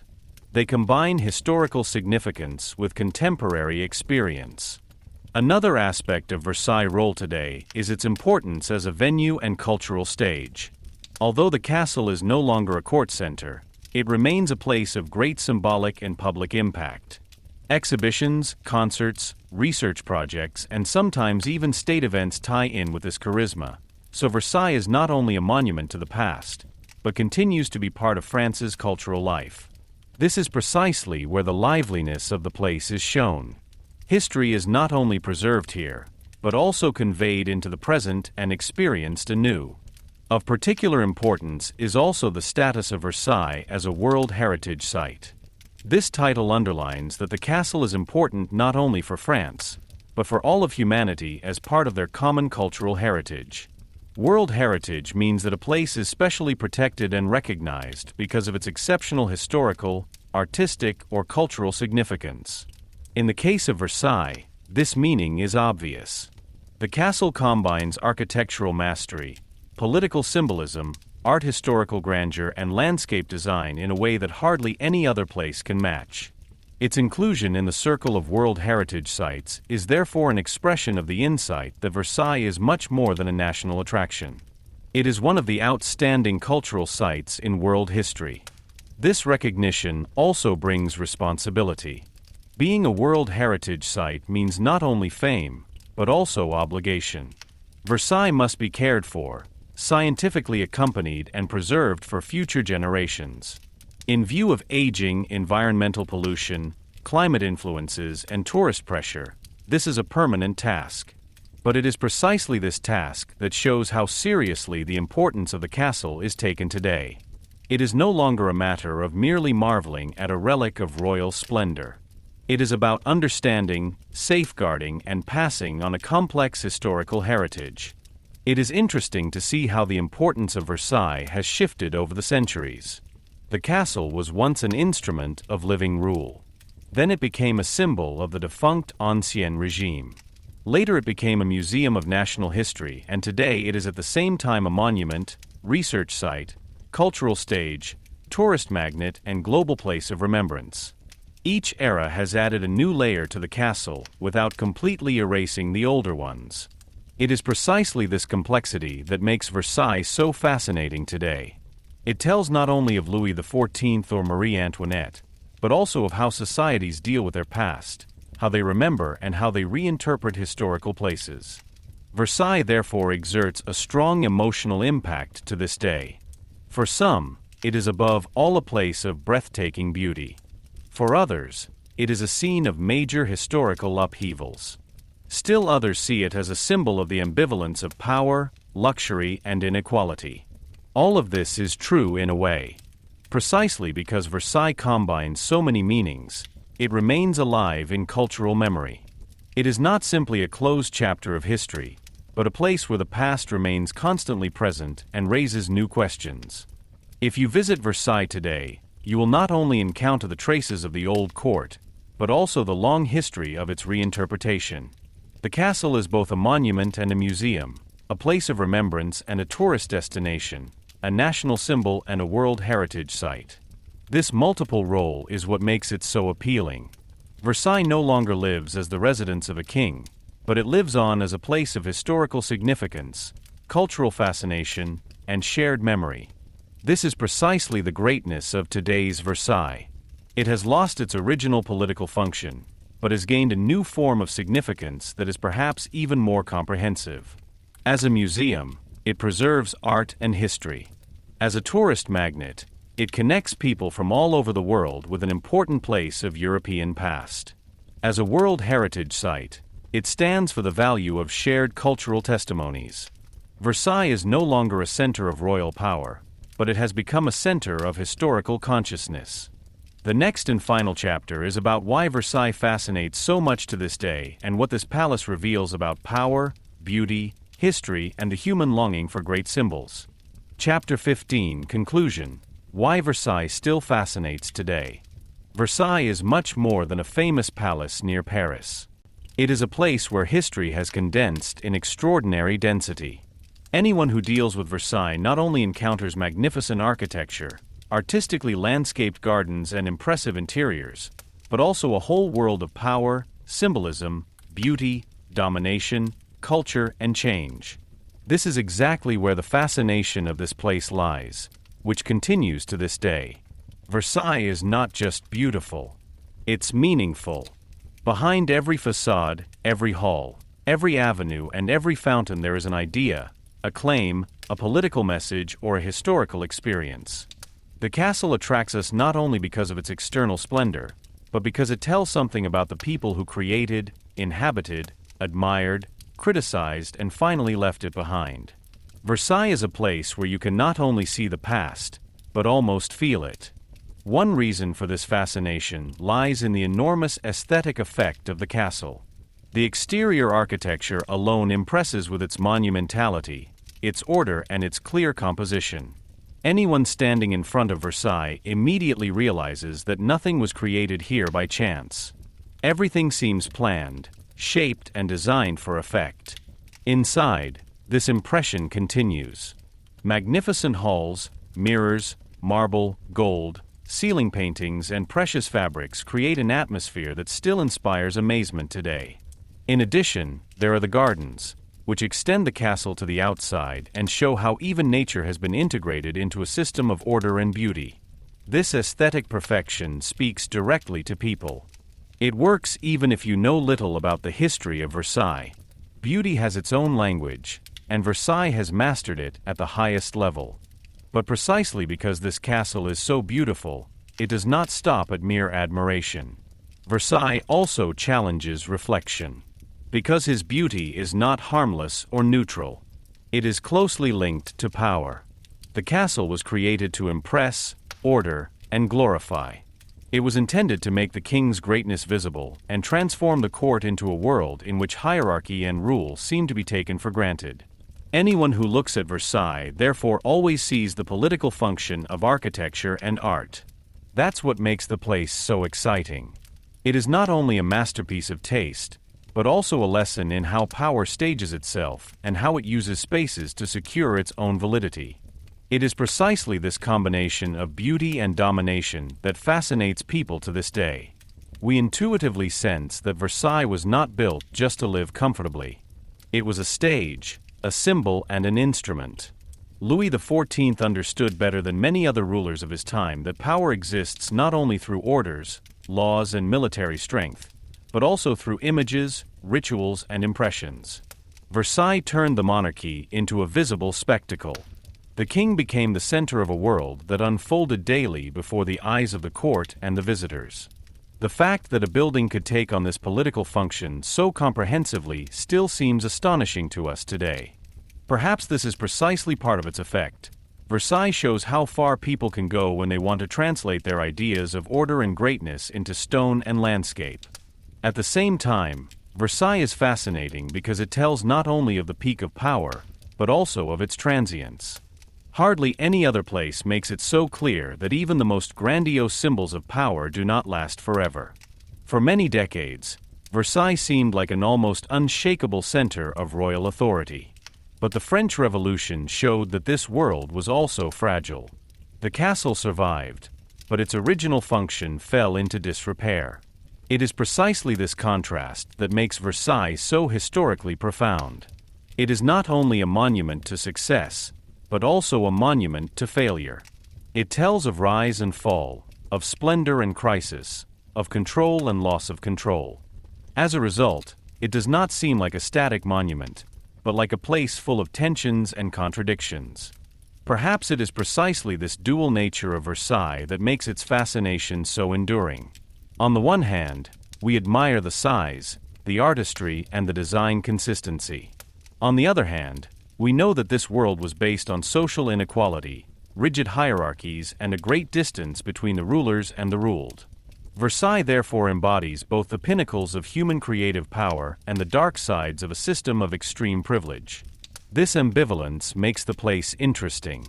It does not invite simple glorification, but a differentiated view.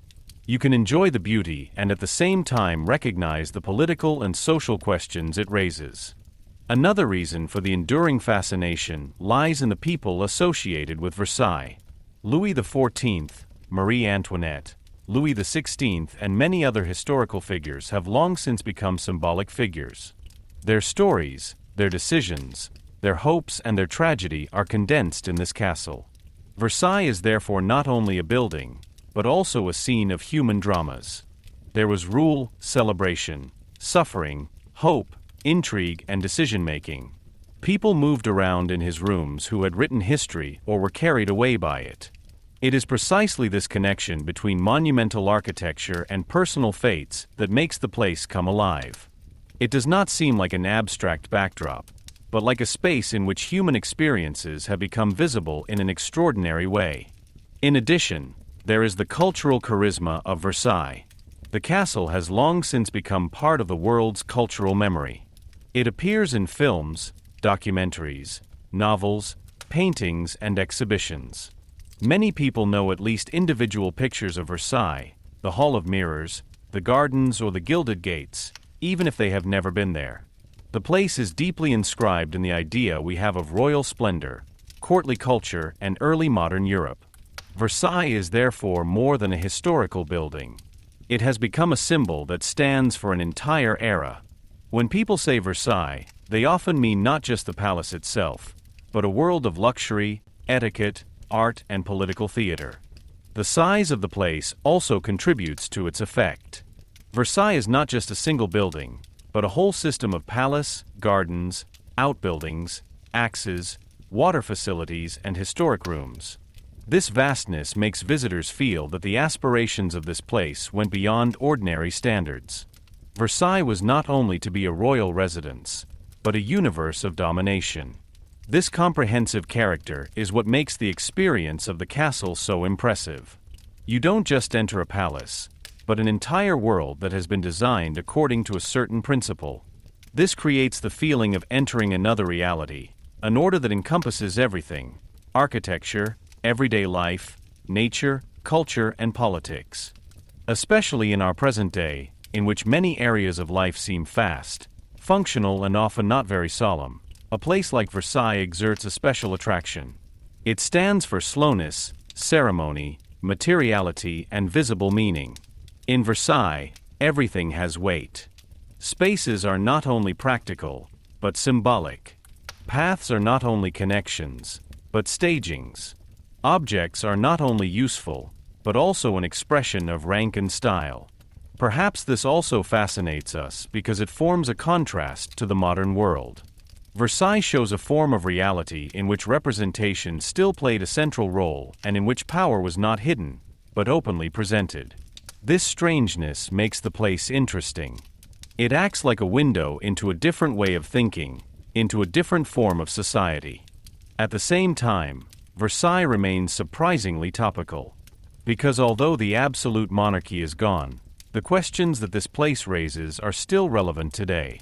How is power made visible? What role do architecture, symbols, and staging play in political systems? Why do large buildings and magnificent rooms impress us so much? And how closely are beauty and domination connected? In this sense, Versailles is not merely a place of the past. It is also a mirror in which we can reflect on our own ideas of power, representation, and the public sphere. Precisely because the castle was designed so consistently, it makes these questions particularly clear. Another aspect of the fascination lies in the preservation of the place. The fact that Versailles still exists today in such splendor, even though the monarchy was overthrown and the palace has experienced enormous historical ruptures, is remarkable in itself. It shows that societies are able to preserve even those testimonies of their past that come from systems that have been overcome politically. Versailles was not only saved, but placed in a new context. Today it is a museum, a place of remembrance, an object of research, a tourist magnet, and a World Heritage Site all at once. This versatility also contributes to his charisma. The castle has lost its original role, but has gained a new meaning. It lives on, no longer as the center of power, but as the center of memory. For visitors from all over the world, Versailles is therefore more than just a destination. It is a place of wonder and learning. You come there to experience beauty, but you also stay because the castle asks questions. How could a single ruler create such a world? How did a farm that was so strongly built on rules and visibility work? Why did this place of all places become a symbol of the French Revolution and the end of the monarchy? And why does it still captivate us centuries later? All these questions make it clear that Versailles is not a dead past. It is a place where history still works. Perhaps the enduring fascination of Versailles can best be described as follows. The palace combines the extraordinary with the human. It is extraordinary in its size, in its splendor, and in its historical significance.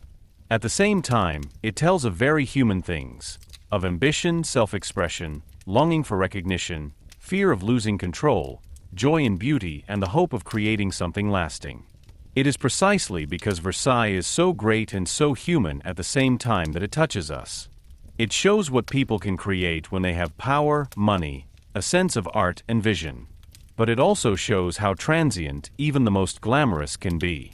So Versailles remains a place of contrasts. It is beautiful and problematic, overwhelming and thought-provoking, full of harmony and full of tension. It speaks to our senses and to our historical awareness at the same time. You can admire the castle without overlooking its contradictions. And you can see its contradictions without denying its beauty. It is precisely this simultaneity of fascination and critical distance that makes Versailles such an important place.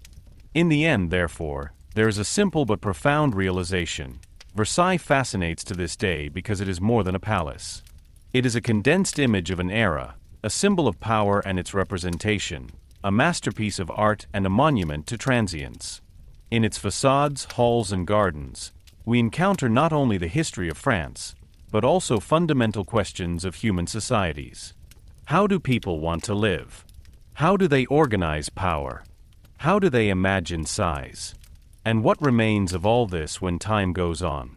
Versailles does not give easy answers to these questions. But this is precisely where its greatness lies.